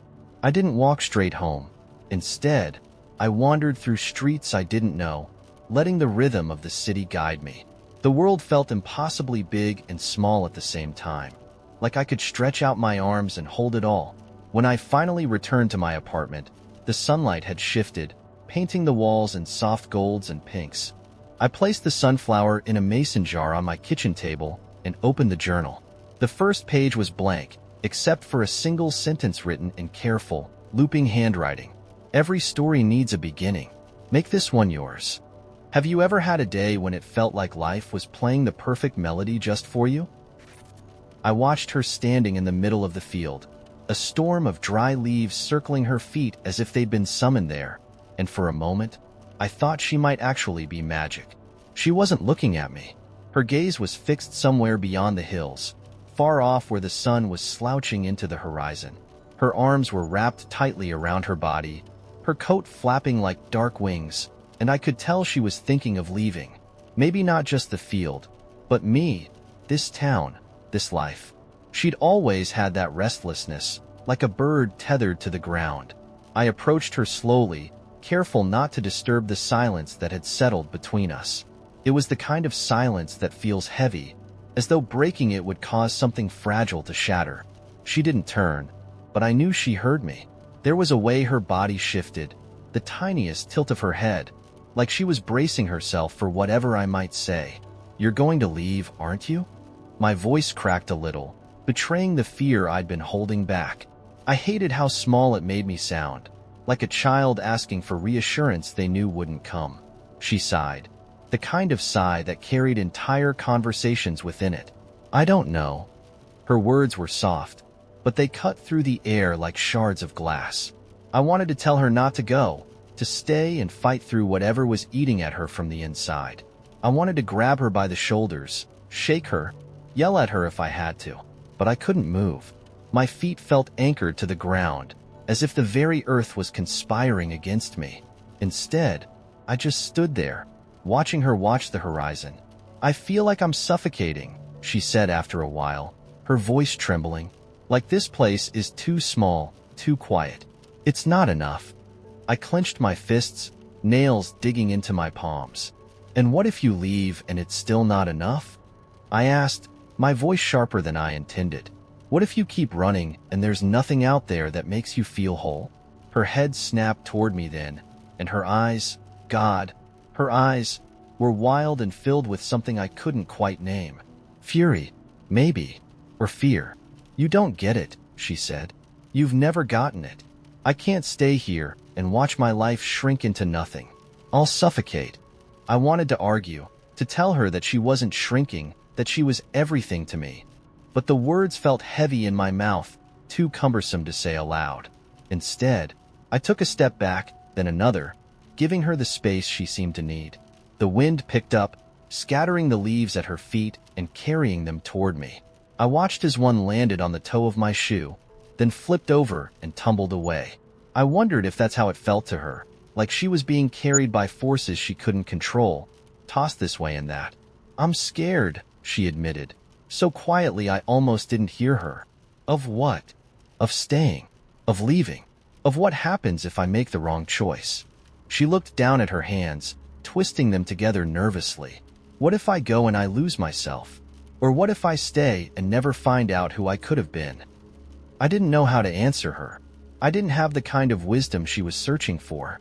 All I could do was stand there and hope she'd feel the weight of my presence, of the love I was too afraid to confess. She turned back to the horizon, and the light was fading fast now, the shadows stretching long across the field. For a moment, I thought she might reach for my hand, but she didn't.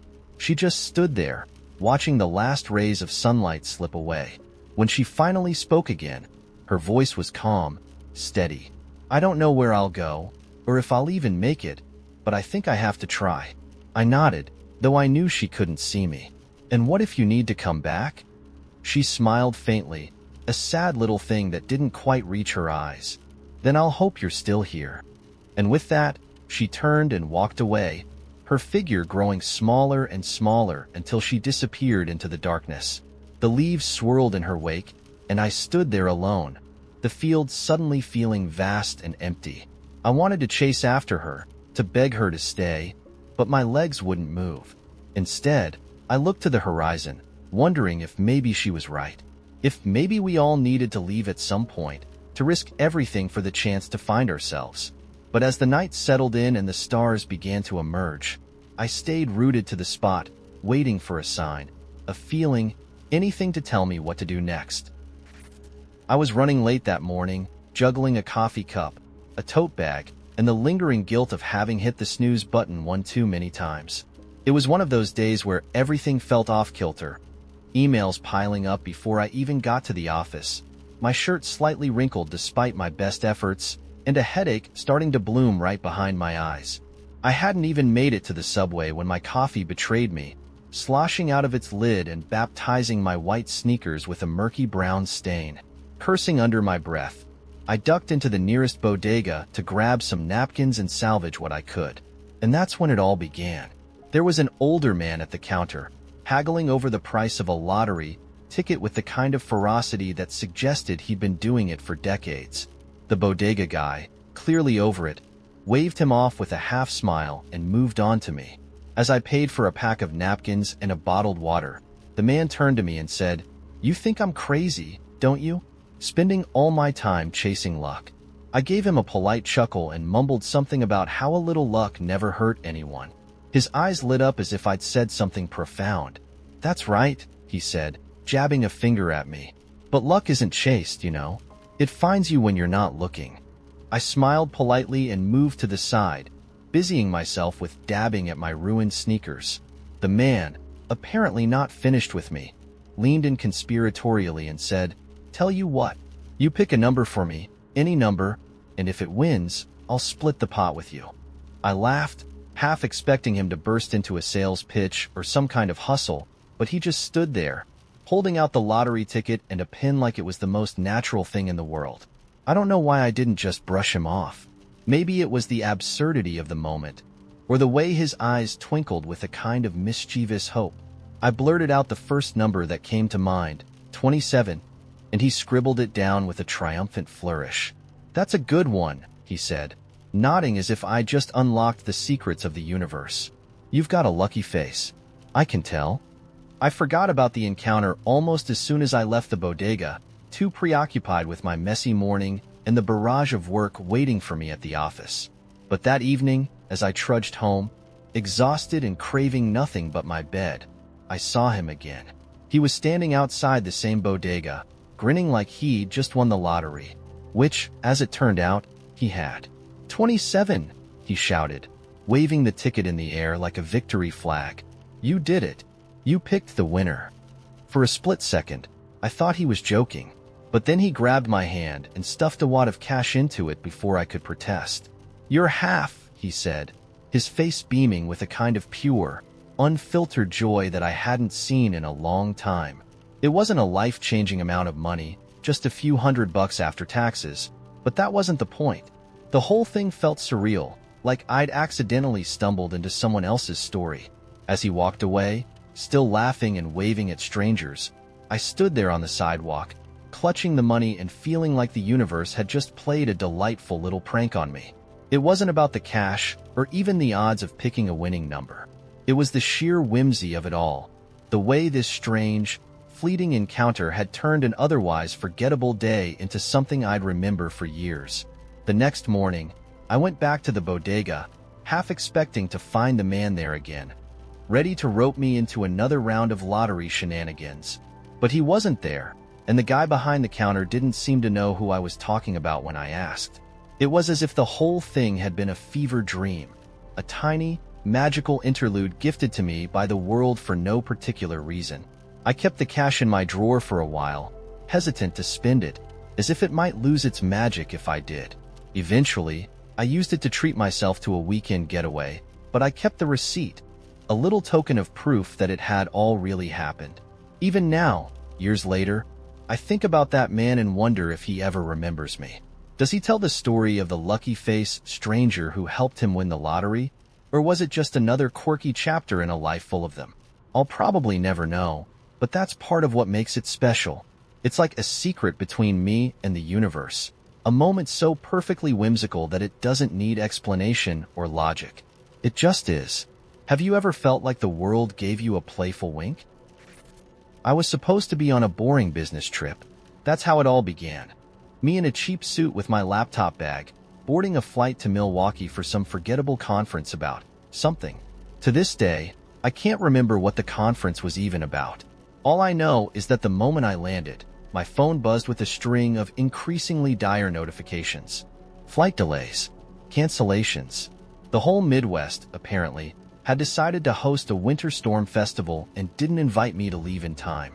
The conference was promptly canceled, and I was stuck in Milwaukee for 2 days with no plans, no car, and absolutely no idea what to do. While I was contemplating my fate at the airport bar, trying to make a whiskey last long enough to feel less tragic, an older man with a beard that could rival Santa's sat down beside me. He ordered a beer, glanced over, and said, "You're not from around here, are you?" I told him about my travel woes, expecting polite disinterest, but instead, he laughed and said, "Well, you can sit here moping or come to my daughter's wedding tomorrow. Free food and better whiskey than this place has. Your call." Now, I don't usually accept wedding invites from strangers at airports. That feels like a rule most people live by, right? But there was something about him, an easy warmth, like he had no ulterior motive other than genuine friendliness. Plus, let's face it, my other option was watching movies in my hotel room while eating airport snacks. So, I said, "Why not?" And he clapped me on the back like we'd been friends for years. He gave me an address, told me to wear something a little less sad. And just like that, I was going to a wedding. The next day, I threw on my one clean dress shirt and made my way to this tiny church in a neighborhood I didn't recognize. I expected to blend into the crowd, maybe hover in the back, but when I arrived, the bearded man was already waving me over like I was some long-lost cousin. "This is the guy from the airport," he announced to no one in particular, and suddenly I was being hugged by his wife, handed a mimosa, and shuffled into the pews like I belonged there. The ceremony was beautiful in that simple, heartfelt way where you can tell the couple really loves each other. The bride, his daughter, had this contagious laugh that echoed through the church every time her husband whispered something to her. The whole room felt alive with joy, like every guest had decided they were going to have the best day ever, no exceptions.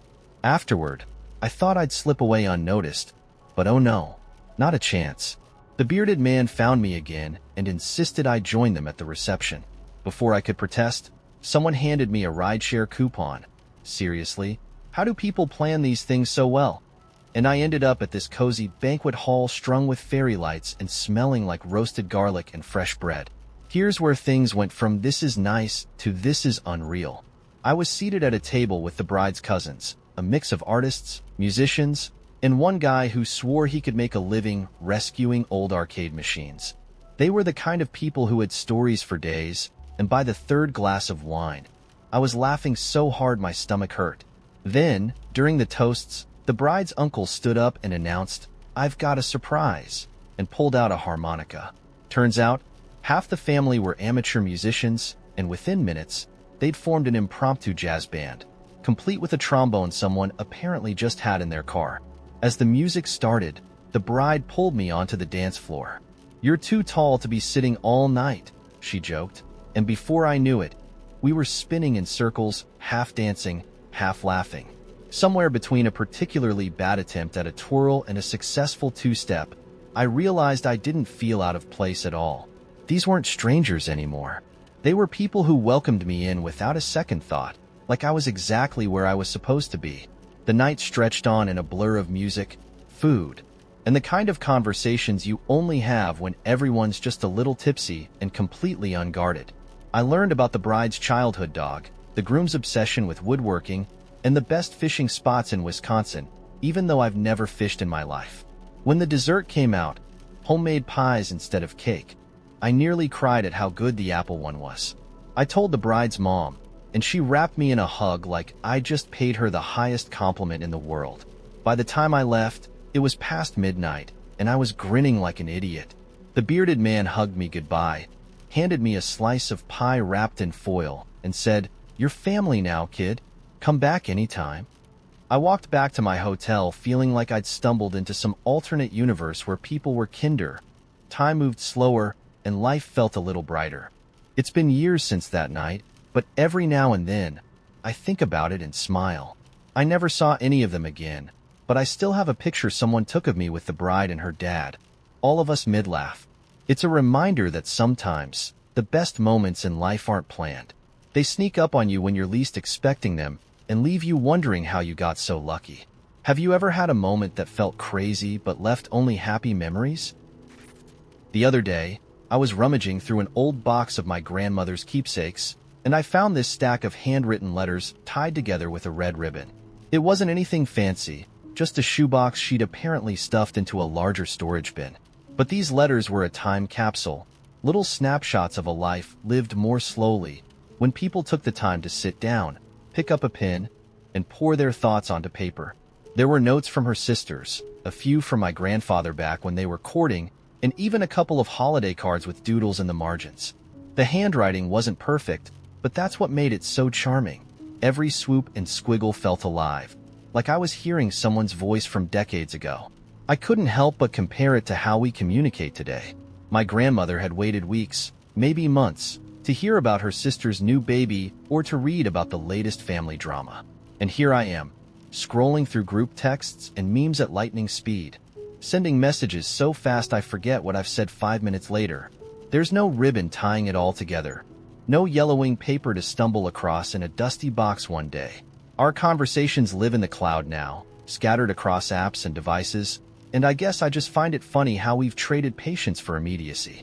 Imagine explaining to someone in the 1950s that one day they'd carry all their letters in their pocket, but that most of them would just be emojis of dancing shrimp or a thumbs up.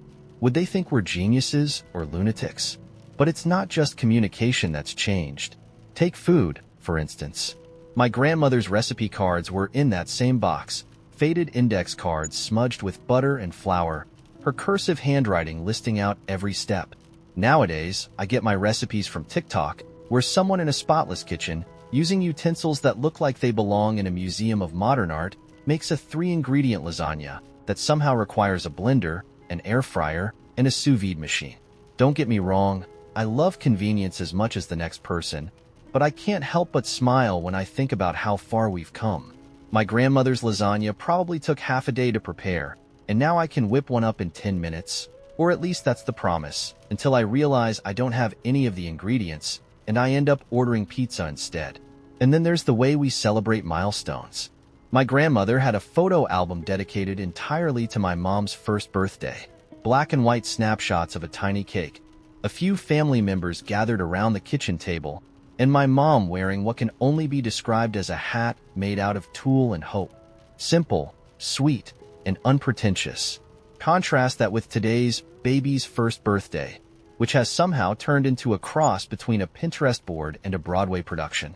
There's matching outfits, themed backdrops, professional photographers, and at least one video montage set to an acoustic cover of Sweet Child O' Mine. It's beautiful in its own way, but I have to wonder if my future grandkids will look back on my Instagram feed and say, "Wow, Nana really knew how to filter her latte art." Even how we unwind has evolved.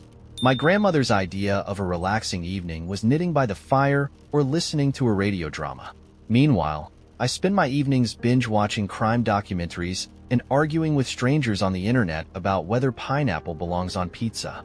She had patience. I have Netflix's "Are You Still Watching?" screen. Yet, when I think about it, maybe it's all the same in the end. Whether you're crocheting a blanket or finishing an 8-hour marathon of true crime shows, it's about finding those little pockets of peace in a world that never stops moving. And speaking of peace, let's not even get started on dating. My grandmother and grandfather met at a local dance.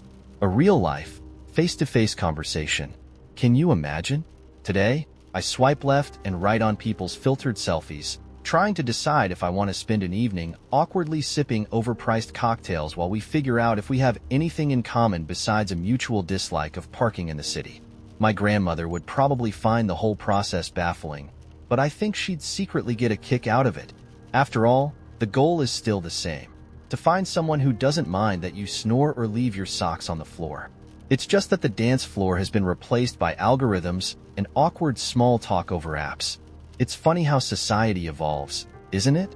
We don't write letters, but we have gifts that can say everything a postcard used to, and then some. We don't spend hours cooking, but we can order sushi from our phones and have it at our door in 20 minutes. We don't flip through photo albums, but we have endless scrolls of memories at our fingertips, complete with filters and hashtags. It's not better or worse, just different. And honestly, I think there's something magical about both worlds: the slower pace of the past and the dizzying speed of the present. I don't know if I'll ever sit down and write a letter, and I doubt I'll host a birthday party with a unicorn-shaped piñata and a professional face painter. But maybe I'll start printing a few of my favorite photos, or keeping a folder of my best recipes. Not because I want to go backward, but because I like the idea of leaving something tangible behind. Something a little messy, a little imperfect, but unmistakably human. So, what about you? What's something in today's world that makes you stop and smile? Whether it's a clever gadget, a quirky tradition, or just the way people find joy in the little things. There's this moment that sneaks up on me every now and then, like when you accidentally catch your own reflection in a shop window and pause, not quite recognizing yourself for a split second. Except, instead of my face, it's life itself that catches me off guard. A few days ago, I was sitting at the kitchen table, scrolling my phone with the same aimlessness that has replaced what used to be the noble act of sitting with one's own thoughts. My coffee was lukewarm, not because I was too busy, but because I had forgotten it entirely in the black hole of watching a video of someone making a tiny chair for a frog. The frog never even sat in it. And yet, I watched. Twice. It didn't occur to me until later, while folding laundry, that the oddness of the moment wasn't just the frog or the chair. It was the entire chain of events that led to me caring, even briefly, about the furniture needs of an amphibian. Someone out there, with a garage probably stuffed with tools they refer to as their babies, decided to make a tiny chair. Another person, armed with a camera and likely too much free time, decided it needed to be filmed. And yet another person, an editor maybe, added whimsical music and uploaded it for the world. Then there was me, tired but not quite sleepy, deciding this was the kind of content my brain needed to see at 11:47 p.m. The absurdity of the system, this conveyor belt of micro-entertainment, hit me in a way that wasn't bitter or critical. It was more like discovering a sticky note in your own handwriting that says, "Don't forget how weird life is." I think about this kind of thing a lot now, these small rituals we've collectively built without even realizing. Like how sending someone a meme has become the 2020s version of saying, "I saw this and thought of you." It's so casual, almost throwaway, yet sometimes the right meme at the right time says more than an entire phone call. Last week, a friend sent me a picture of a dog looking hilariously outraged about being given a single carrot as a treat. No context, just that, and somehow, it was exactly what I needed to see after a rough day at work. I replied with a crying laughing emoji, and that was the end of the interaction. No discussion about what happened at work. No, "How are you doing?" Just that silent agreement that this dog was all that needed to be said. And you know what? I felt lighter. A dog and a carrot. That was enough. The other day, I caught myself using the phrase, "I'll Amazon it," as a verb, and it stopped me mid-sentence like I just discovered I had been living in a simulation. I was talking to my neighbor, who had borrowed my hand mixer and then accidentally broken it. She offered to buy me a new one, but I waved her off with, "Don't worry, I'll Amazon it." As if that's just what you do now. And honestly, it is what you do. If you told me 10 years ago that one day I'd be ordering not just electronics or books, but replacement shoelaces and single bottles of specialized hot sauce online, I would have laughed.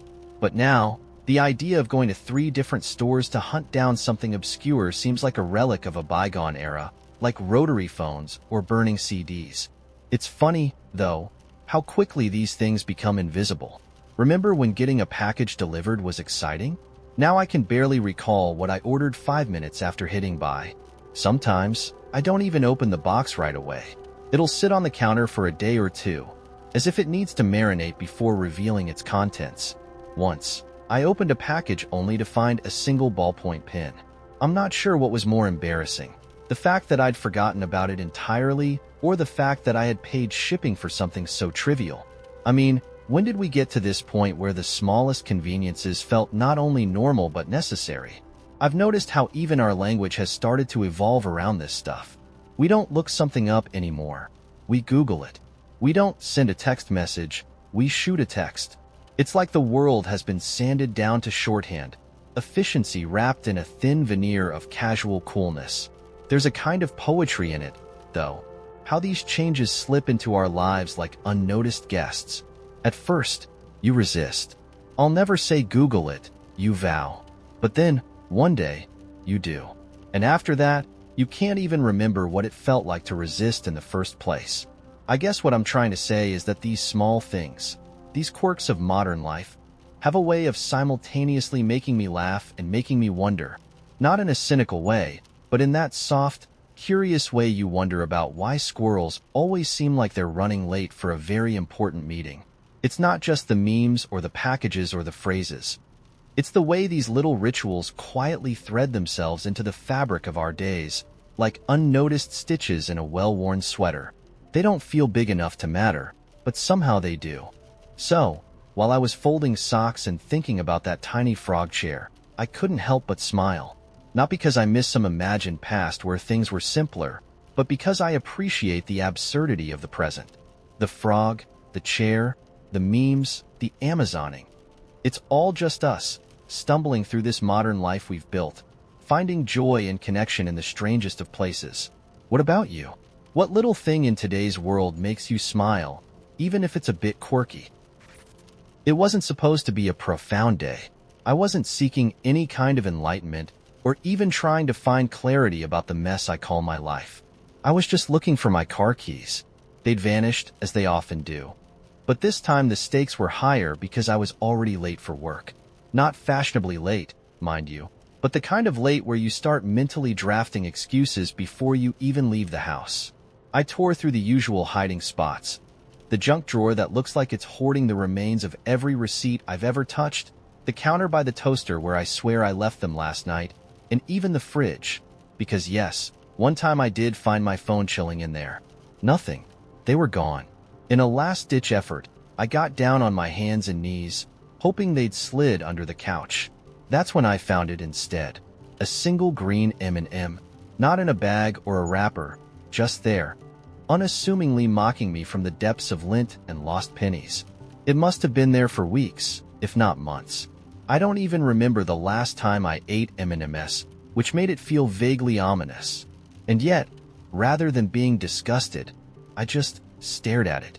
My keys were still AWOL, my job was on the line, and here I was, locked in a staring contest with a rogue piece of candy like it held the secrets of the universe. For reasons I can't fully explain, I picked it up. It had a faint coating of dust and that dull, chalky look that M&Ms get when they've lived too long outside the bag. By all accounts, it was just trash, but there was something weirdly dignified about it. It had survived vacuum cleaners, my cat's occasional couch diving expeditions, and God knows how many Netflix binges where I probably dropped it in the first place. I mean, what kind of resilience does it take to end up under a couch and stay there, untouched, through the chaos of daily life? That thought stuck with me as I sat cross-legged on the floor, still holding the stupid thing like it was a philosopher's stone. In a strange way, I started to feel connected to it.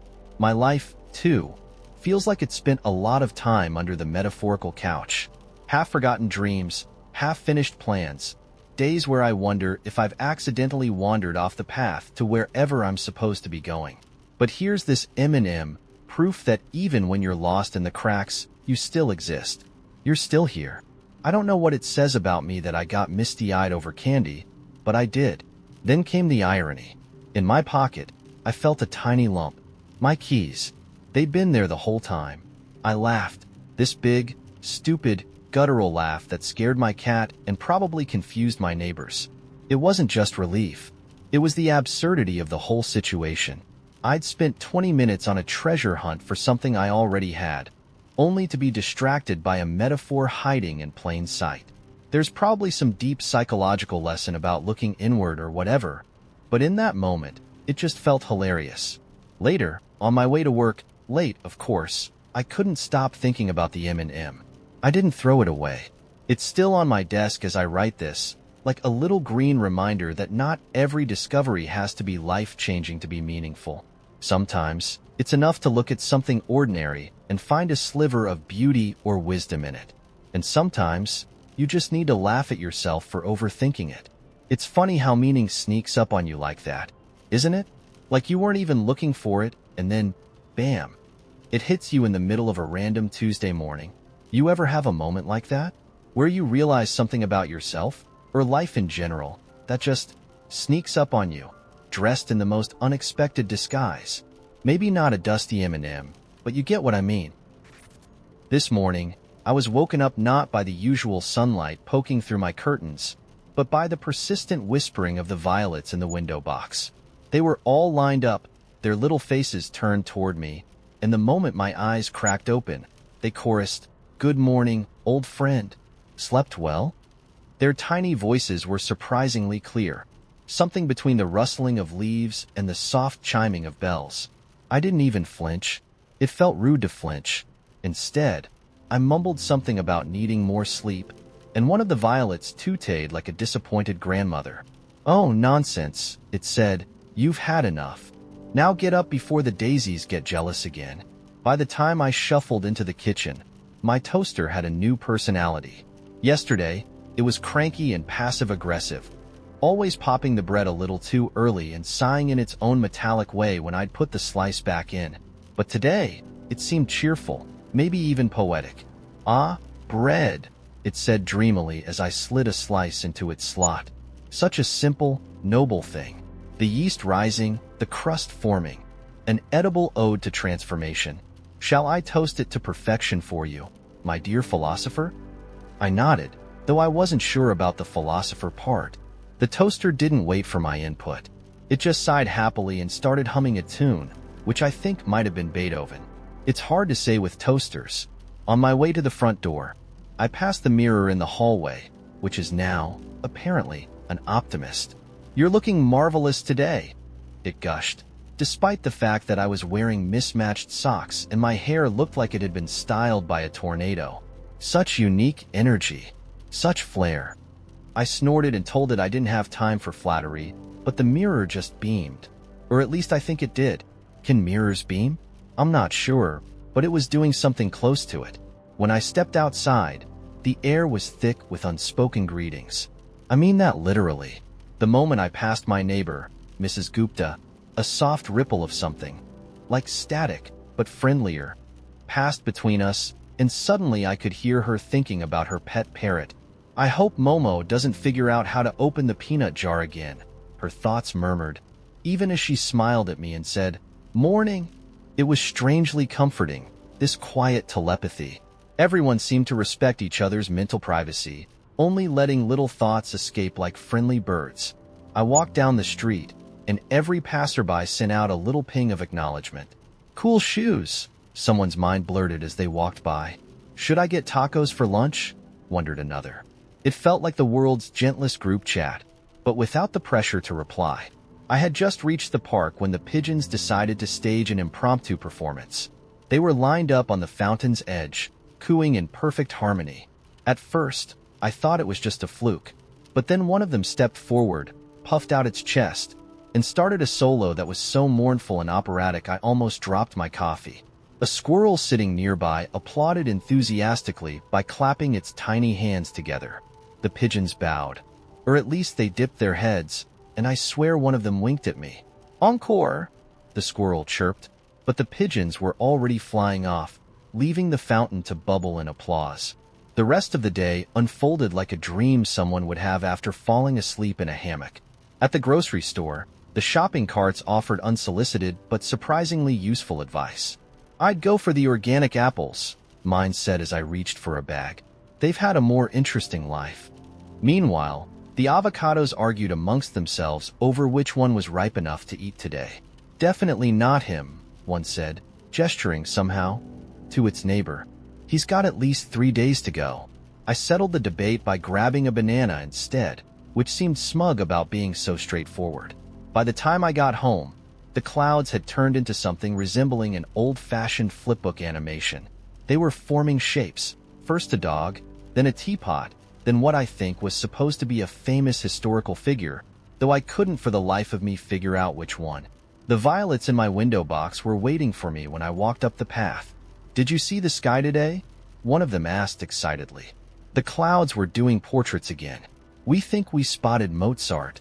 I told them I wasn't sure it was Mozart, and they all groaned in unison. "Oh, come on. It had the wig and everything," one muttered.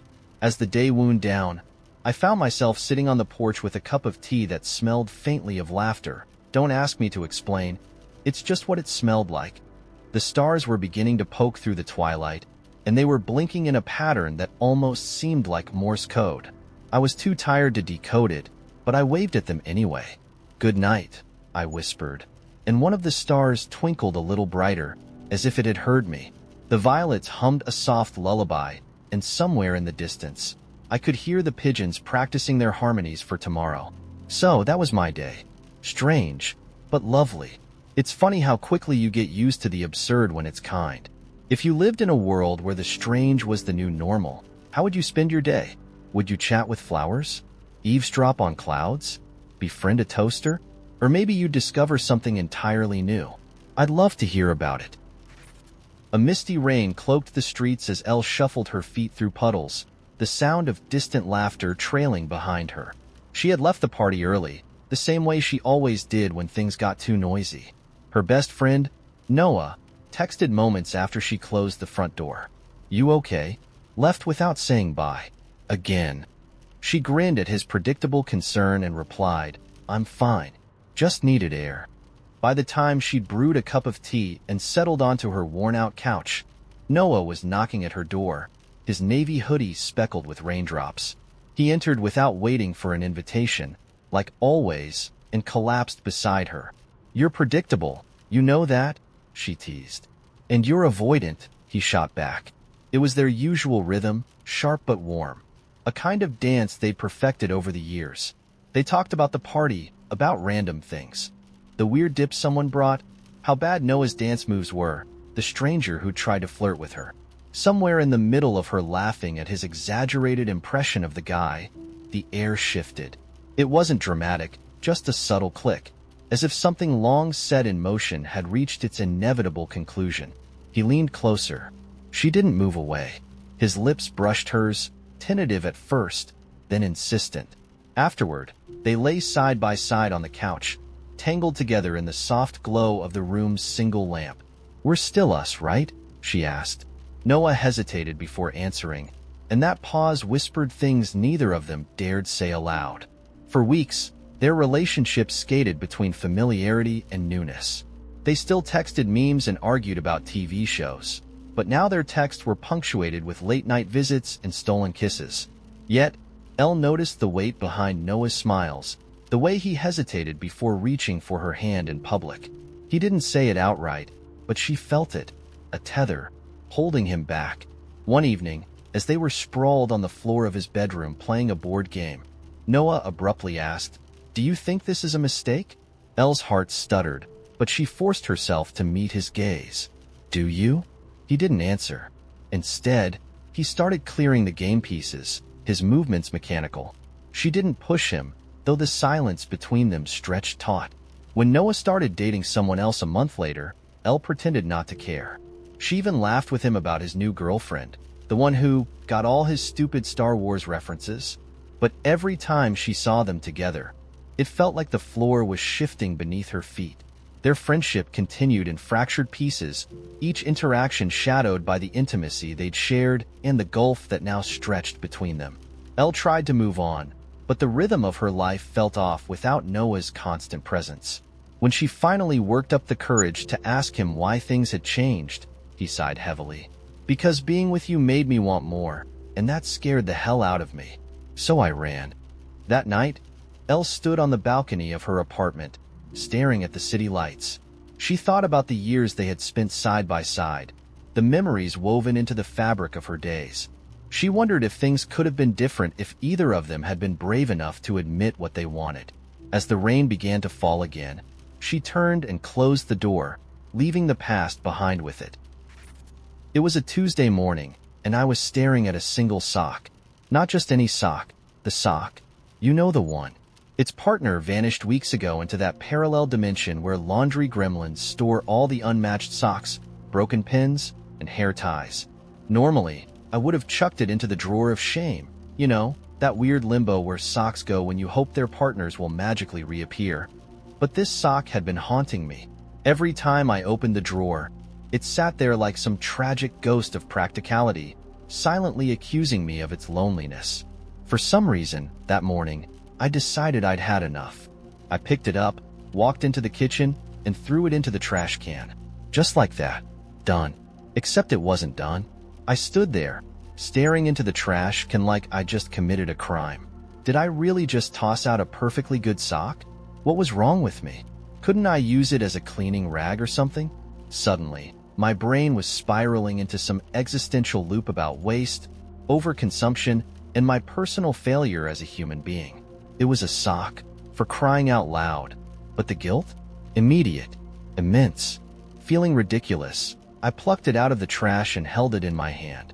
And that's when I realized there was a hole in it. A big one. Not a cute little toe peeking out hole. This was a gaping, frayed monstrosity that had obviously been there for months. I stared at it in disbelief, like I just discovered my sock was leading a secret double life.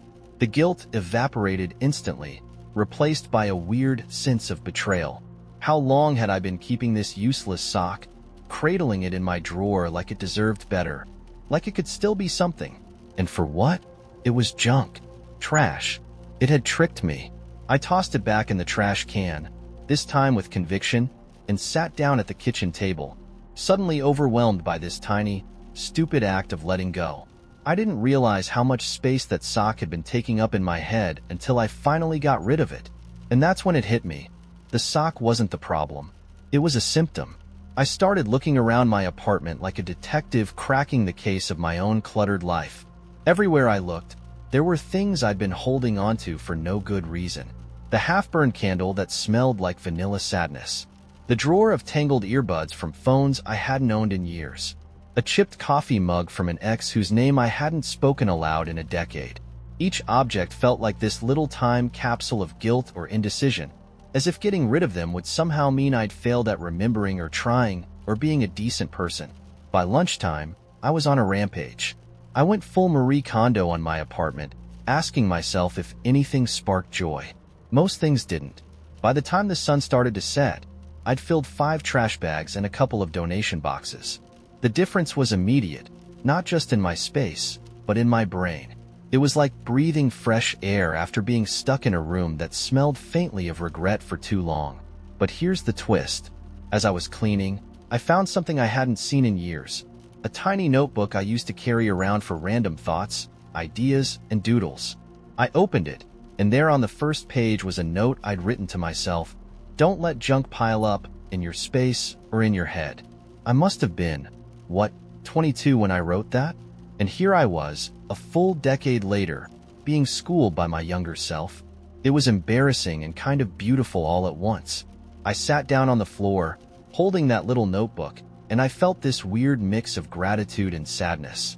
Gratitude because, hey, at least some part of me back then had the foresight to leave a little breadcrumb trail to now. Sadness because I realized how much emotional clutter I'd been carrying for years without even noticing. I'd been stuffing my metaphorical drawers full of people, habits, and memories that didn't fit me anymore. All because I thought throwing them out would somehow mean I was throwing away pieces of myself.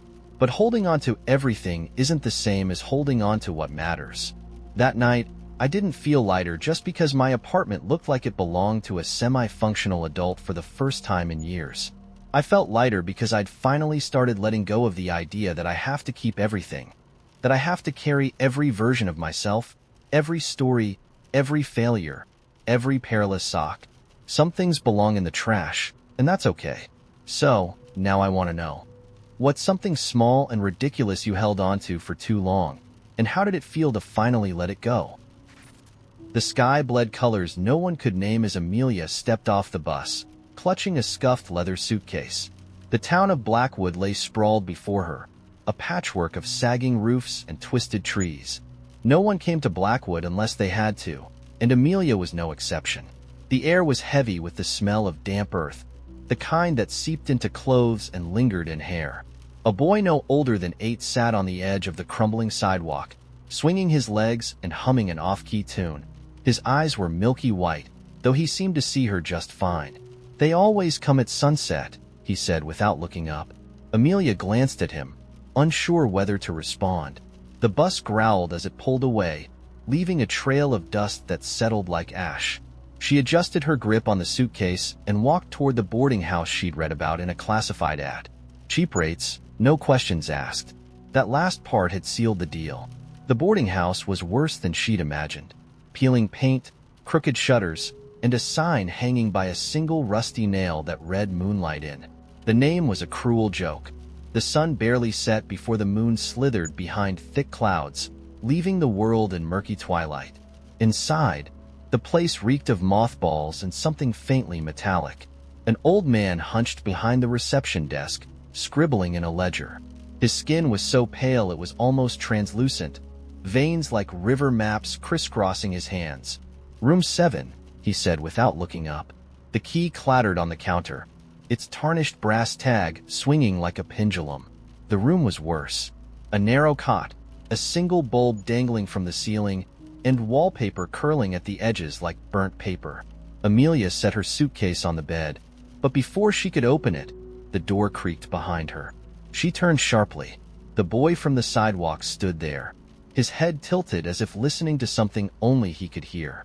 "They're coming," he said, his voice sing-song but flat. Before she could ask what he meant, he turned and walked away, leaving the door ajar. Amelia peeked out, but the hallway was empty. Her pulse quickened as she closed the door and locked it. She leaned against it, listening. The silence was suffocating, broken only by the faint groan of the building settling. She didn't sleep that night. The following morning, the town felt emptier. The streets stretched out like the spindly legs of a spider, lined with buildings that leaned too far into the road. Amelia wandered until she found the diner. It was called the Silver Fork, though the sign was so faded it could have read anything. Inside, a waitress with a tired face poured coffee for a man slumped over a counter, his hat pulled low. Amelia ordered toast, though the bread came out gray and tasteless. "New in town?" the waitress asked, her tone disinterested. "Just passing through," Amelia replied, though it sounded like a lie even to her. The waitress didn't press. No one in Blackwood seemed to care about strangers, which suited Amelia fine. That night, the boy returned. This time, he didn't speak. He simply stood outside her window, his pale eyes fixed on something behind her. When she turned, there was nothing but the room's dingy walls and her shadow, stretched unnaturally long by the dim bulb. The boy was gone when she looked back. Amelia considered leaving. She'd left places before. It was easier than staying, easier than explanations, but Blackwood wouldn't let her go. The bus schedule was erratic, and every time she tried to buy a ticket, the driver shook his head, muttering something about the wrong season. By the third night, the noises began. At first, faint scratching against the window, like branches in the wind. Then heavier thuds, as though something was testing the glass. She stayed under the covers, gripping the suitcase that had become her anchor. At dawn, the marks were there, long, jagged streaks running down the outside of the pane. The receptionist refused to acknowledge them, muttering about cats as he polished the counter with a rag that smeared more than it cleaned. The boy found her again that afternoon, sitting cross-legged near the churchyard. "Do you hear it yet?" he asked. "Hear what?" "The calling," he said simply. "You will." That night, Amelia barricaded the door with the rickety chair and pushed the cot against it for good measure. She lay awake, staring at the ceiling. Around midnight, the sounds returned, but louder now, insistent. Something pressed against the door, its weight bending the wood inward. The bulb flickered and went out. Amelia didn't scream. She just clutched the suitcase tighter, her breath shallow and fast. The silence that followed was deafening. When she finally worked up the nerve to check, the door was untouched. No scratches, no dents, no sign of anything. But the suitcase was no longer on the bed. It stood upright in the center of the room, its latch slightly open. Something pulsed inside, a faint glow seeping through the gap.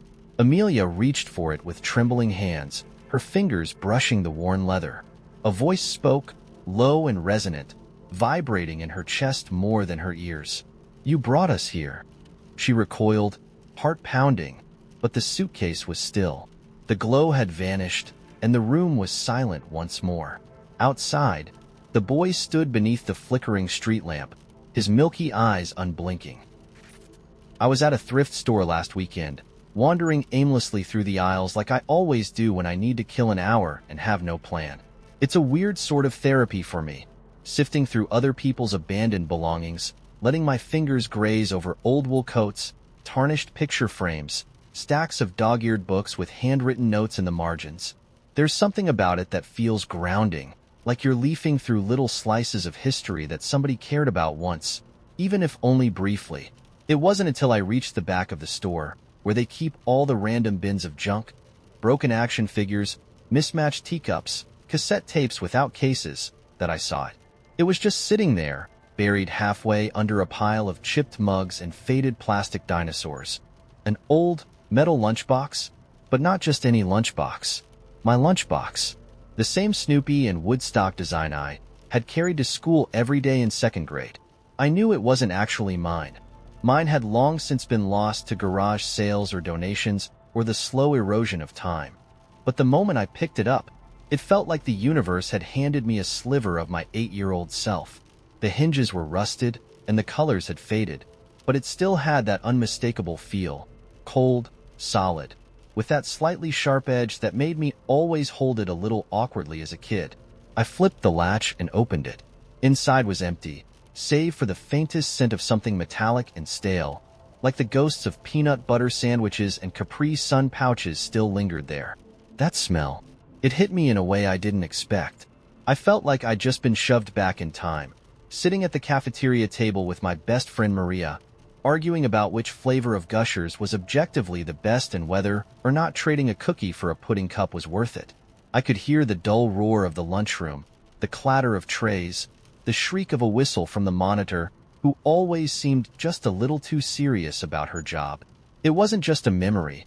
It was like I was there again, fully immersed in a moment I hadn't realized I'd been keeping tucked away in some quiet corner of my mind. I stood there holding the lunchbox for what felt like forever, this goofy grin spreading across my face. My heart felt weirdly warm, almost fizzy, like a soda that had been shaken up but hadn't quite exploded yet. I could remember the way my mom used to cut my sandwiches diagonally because she swore they tasted better that way, and how I would sometimes find little notes she'd scribbled on napkins in her rushed handwriting. "Good luck on your spelling test. Love you." I could remember the exact way the cafeteria milk cartons tasted, icy cold and a little too sweet, and how proud I felt the one time I opened a thermos of spaghetti leftovers that were still warm, a small miracle considering the thermos was older than I was. It wasn't just the lunchbox itself that got to me. It was all the little things that came rushing back with it. The smell of freshly sharpened pencils, the feel of those hard plastic chairs that always had a wobble, no matter where you sat. The way the lights in the hallway flickered just enough to make you wonder if they were haunted. I remembered how recess felt like the most important thing in the universe, how we'd sprint out to the blacktop like we were being shot out of cannons, how I'd get so lost in kickball or jump rope that I'd forget all about the algebra worksheet waiting for me back in the classroom. There was this one specific day I thought of while standing there, lunchbox in hand, as if the thing itself had unlocked it like a key. It was late September, still warm enough that the leaves hadn't fully committed to changing yet, and my teacher had let us eat lunch outside under the big oak tree at the edge of the playground. I don't remember why. It wasn't something we ever did, but I do remember the way the sunlight filtered through the branches and made these shifting patterns on the ground. I remember lying on my back after finishing my sandwich, staring up at the sky, which looked impossibly blue, like someone had colored it in with the brightest marker they could find. I remember Maria beside me, plucking dandelions and saying we should make wishes on them, even though they were just weeds. I remember how quiet it was, the kind of quiet that makes you feel safe, like the world is big but not too big, and you're exactly where you're supposed to be. I don't know how long I stood there in that thrift store, turning the lunchbox over in my hands, letting the memories pour in like sunlight through a cracked window. I didn't buy it. I don't know why. I think part of me felt like I'd be taking something that wasn't mine to take, like the magic would disappear if I tried to hold onto it too tightly. So I set it back down, nestled it between the mugs and dinosaurs, and walked away. But I couldn't stop smiling for the rest of the day. It was like carrying a secret, this tiny, unexpected gift from the universe that reminded me of a time when life was simpler and full of small, easy joys. I've been thinking about it ever since, how strange and wonderful it is that something so ordinary, rusty old lunchbox, can hold so much power. It makes me wonder what other little pieces of my childhood are out there, waiting for me to stumble across them. A scent, a sound, a texture. These tiny, forgotten keys that can unlock whole worlds of memory. What little things bring you back to moments that always warm your heart? The jagged edge of the crowbar scraped against the chipped concrete wall as Alex heaved it back over his shoulder. The air in the abandoned factory was damp and thick with the sour stench of mildew, a fitting backdrop to the chaos about to unfold. Behind him, Gabe muttered curses under his breath, pacing in tight circles, his sneakers squeaking faintly against the grime-slick floor. "This is insane," Gabe hissed, stopping to glare at Alex. "You know that, right? Like, we're going to jail level insane." Alex ignored him, staring down the heavy padlock on the storage crate in front of them. The others had scattered through the sprawling building, searching for anything useful. A scavenger hunt with no prize, Alex thought. But this crate, was different. He could feel it in his bones. Something about it called to him, whispered promises of vindication and glory. The first strike sent vibrations rattling up Alex's arms. The crowbar rebounded with a dull clang. Gabe flinched, his eyes darting to the shattered windows above them. "Keep it down, man. You're gonna wake the dead or some." "Shut up and help me hold this thing steady," Alex snapped. He struck again, harder this time. The lock groaned but held firm, its shackle gouged and scarred. Sweat dripped from his brow, stinging his eyes. "You don't have to stay if you're scared. I can handle this on my own." "I'm not scared," Gabe shot back, though his voice cracked slightly. "I just don't want to explain to a judge why we're in here breaking open some random-ass crate. What if it's just old tools or scrap metal? What if—" The lock snapped with a sharp crack, cutting Gabe off mid-sentence. Alex straightened, his chest heaving with exertion and triumph. The crowbar clattered to the ground as he bent to swing the crate open. Inside was a single black duffel bag, unzipped just enough for a glint of something metallic to catch the faint light. Gabe leaned in, his curiosity overriding his anxiety. "What the hell is that?" Alex pulled the bag open wider, revealing rows of tightly packed, cylindrical objects. They were sleek and cold to the touch, each one adorned with cryptic symbols etched into their surfaces. His mind raced, piecing together fragments of urban legends and conspiracy theories. "No way," Gabe whispered. "No freaking way. Are those bombs?" "They're not bombs," Alex replied, though his voice lacked conviction. He had no idea what they were, but the weight of the bag and the intricacy of the objects suggested something more than mere junk. A loud crash echoed from somewhere deeper in the building, followed by hurried footsteps. Alex and Gabe froze, their breaths shallow. Moments later, Marissa appeared in the doorway, her flashlight beam slicing through the gloom. Her face was pale, her eyes wide with something between panic and exhilaration. "You need to see this," she said, beckoning them. "Now." Gabe hesitated, but Alex grabbed the duffel and followed without a word, his heart pounding in sync with his footsteps. They wove through a maze of rusted machinery and toppled shelving units until they emerged into a cavernous room dominated by a massive circular structure. It looked ancient, out of place among the industrial decay. "What is that?" Gabe asked, his voice barely audible. Marissa didn't answer. She just pointed to the center of the circle, where faint tendrils of light shimmered like heat waves. Alex stepped closer, the duffel still slung over his shoulder. The air grew colder, the hairs on his arms standing on end. As if drawn by an invisible force, Alex reached out. The moment his fingertips brushed the light, a sharp, electric jolt shot through his body, and the room spun violently. He stumbled back, dropping the bag, which hit the ground with a thud. The strange objects inside clinked ominously. "What the hell are you doing?" Gabe shouted, rushing to Alex's side. But before he could grab him, the light flared, engulfing the room in blinding brilliance. When Alex opened his eyes, the factory was gone. I was standing in my kitchen last Thursday, holding a slightly overripe banana and arguing with myself about its destiny. The banana had gone just a shade too brown for casual eating, but not brown enough to surrender it to the freezer graveyard, where bananas wait to be blended into smoothies I'll never actually make. You know the place. That sad little Tupperware crammed with shriveled brown logs of unfulfilled potential. I felt weirdly protective of this one. It wasn't freezer bad yet. It had fight in it. But the question was, how to honor this banana while it still had dignity. This was when I had the brilliant idea to bake banana bread. Now, to clarify, I am not a person who bakes. Sure, I have flour in my cabinet, but it's not there for actual use. It's more like a prop, so my kitchen doesn't look like I live solely off cereal and takeout. But that day, something about the banana made me feel, I don't know, aspirational? Like I could be someone who casually whips up homemade treats while humming. I Googled a recipe, grabbed my dusty bag of flour, and went for it. The recipe called for mixing the dry ingredients in one bowl and the wet ingredients in another. Simple enough, except halfway through cracking eggs into the wet bowl, I realized I didn't have a mixing spoon. Not because it was dirty or missing, I just didn't own one. How did I never notice that? So there I was, trying to blend eggs, sugar, and vanilla with a fork, cursing under my breath, when my cat decided to join the chaos.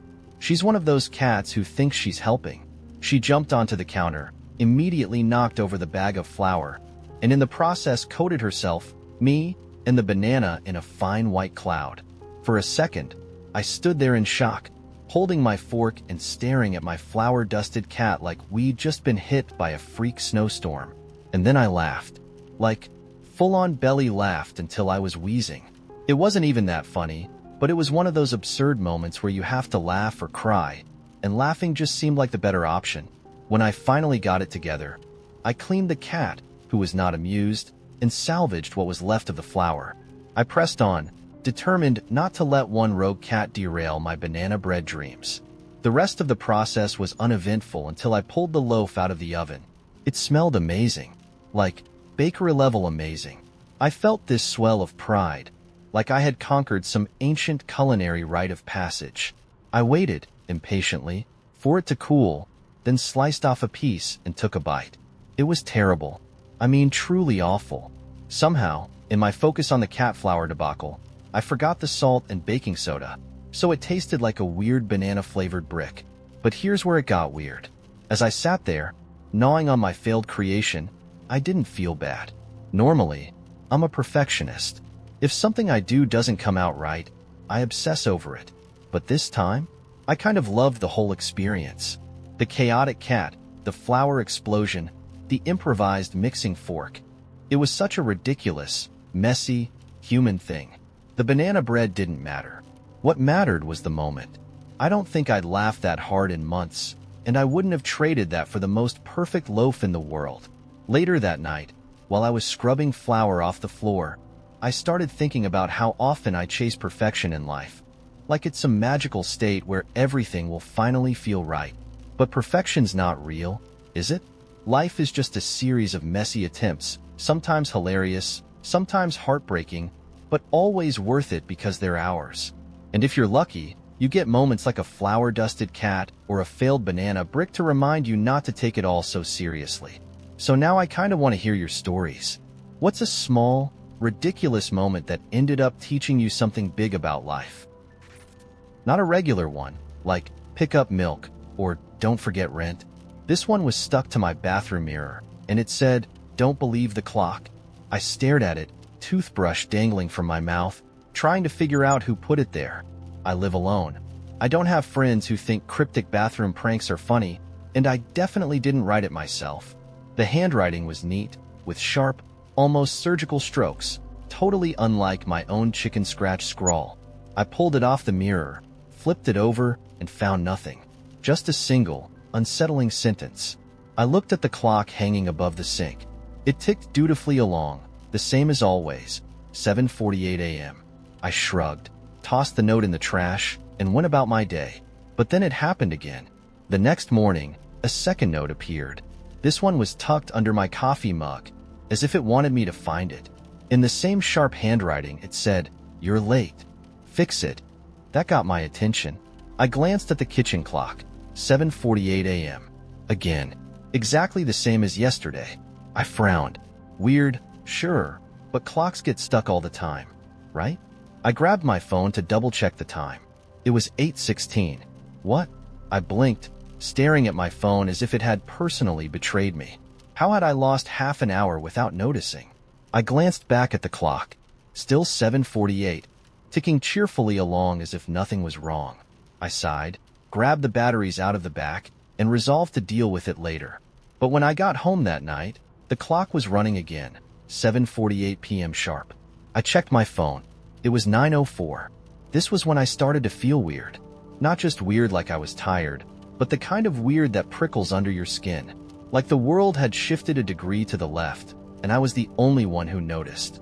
I spent a long time just staring at the clock, watching the second hand click along, smooth and certain. I even whispered, "Stop messing with me," though I wasn't sure who I was talking to. The next morning, a third note appeared. This one was taped to my fridge. "It's not broken. You are." I felt the blood drain from my face. Who was leaving these? And how were they getting into my apartment? I checked the locks, the windows, even my closet. Nothing. I searched for hidden cameras or signs that someone had been sneaking in, but there was nothing out of place. It was like the notes were appearing out of thin air. And the worst part? The clock still said 7:48. For the next week, it happened every day. A new note. "You're running out of time. It's watching you. Stop looking for answers." By now, I wasn't sleeping well. My brain refused to shut off at night, replaying the clicks of that clock and the neat, sharp handwriting of the notes. I moved the clock into the closet and buried it under a pile of towels, but the next morning, I found it back in the bathroom. 7:48, every time. I even tried smashing it. I grabbed it off the wall, slammed it onto the floor, and stomped on it until it was nothing but shattered glass and bent gears. My hands were shaking, but I felt victorious.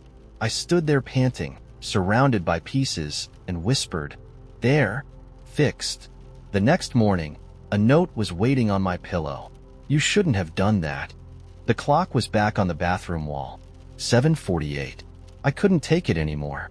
I stayed home from work and sat at the kitchen table, staring at the clock and waiting for something to happen. I didn't even know what I was expecting. Maybe the second hand would freeze, or the whole thing would burst into flames. Something. Anything. And then, at exactly 7:48, I heard it. A tap-tap-tap at the window. I turned slowly, my heart slamming against my ribs. Outside the window, pressed against the glass, was a hand. Pale, long-fingered, and motionless. The hand wasn't knocking. It just sat there, like it was waiting for me to notice it. I stumbled backward, grabbing the first thing I could find, which happened to be a spoon, and pointing it like a weapon. "Who's there?" The hand slid slowly down the window, leaving behind a faint streak, and then it was gone. I stayed up all night, the spoon still clutched in my hand. I didn't dare close my eyes. When morning came, I found another note taped to the inside of the window. "It's inside now." I don't remember much after that.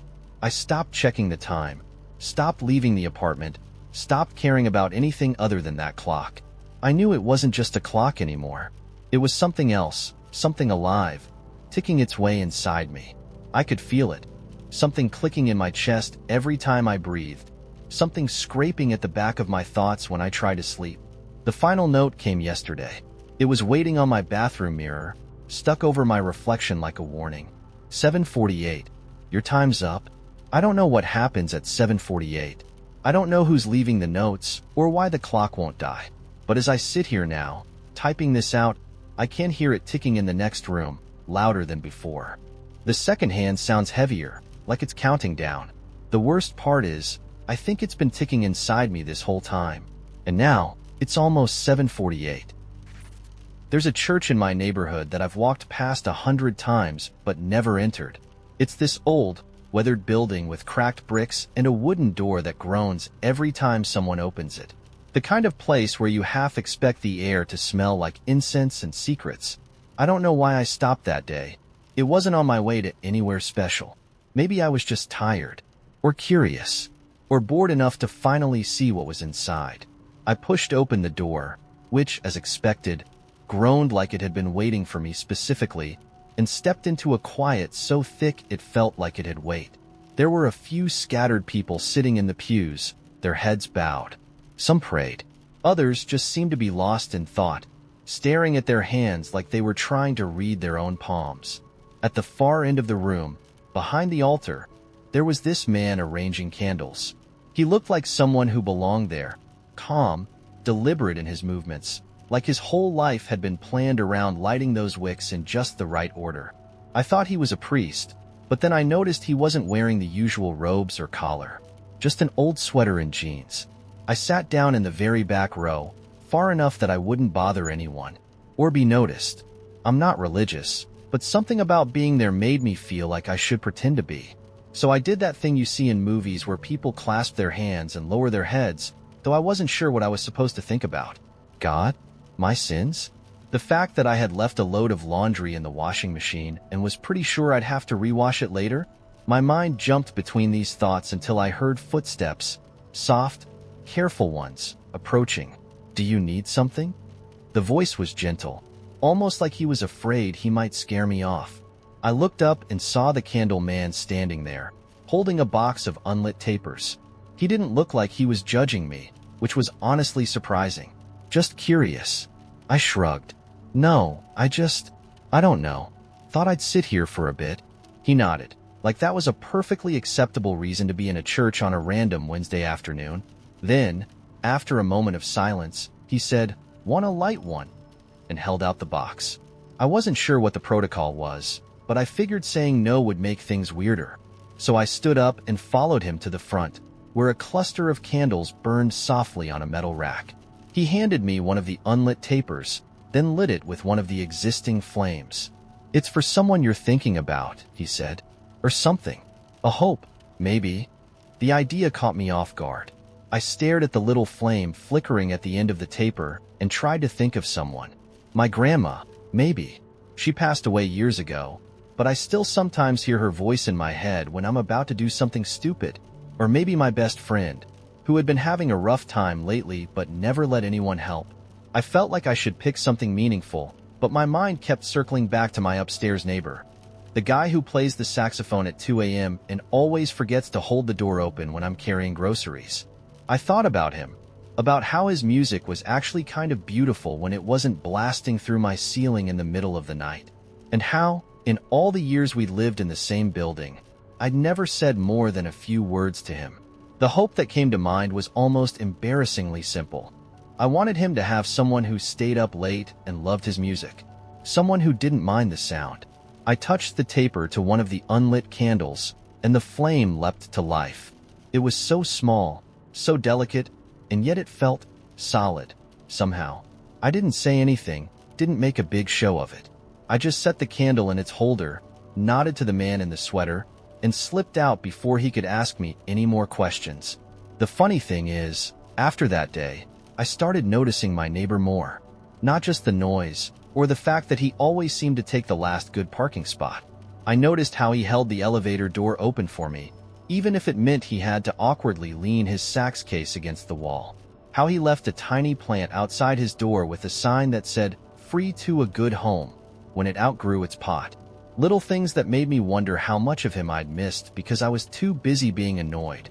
One night, months later, I heard him playing again. It was after midnight, but for once, I didn't feel irritated. I grabbed a blanket, sat on my couch, and just listened. There was something raw in the way he played, something that felt more like a conversation than music. And for a moment, it felt like I was the only person in the world hearing it. The next morning, I ran into him in the hallway. He was holding a cup of coffee and balancing his sax case on his knee while trying to lock his door. Without really thinking about it, I said, "Hey, I liked what you were playing last night." He blinked at me, surprised. "You liked it?" I nodded. "Yeah, it was beautiful." For a second, I thought he might laugh, but instead, he smiled. A real one. Not the polite kind people give when they're rushing to get somewhere. "Thanks. That means a lot." It wasn't a big moment, just a few words exchanged in a dingy hallway, but it felt like something shifted.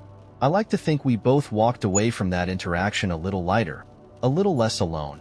So here's my question. Have you ever done something small? So small you thought it didn't matter, but later realized it rippled into something bigger? Something unexpected? I'm curious if those moments sneak up on everyone, or if it's just me.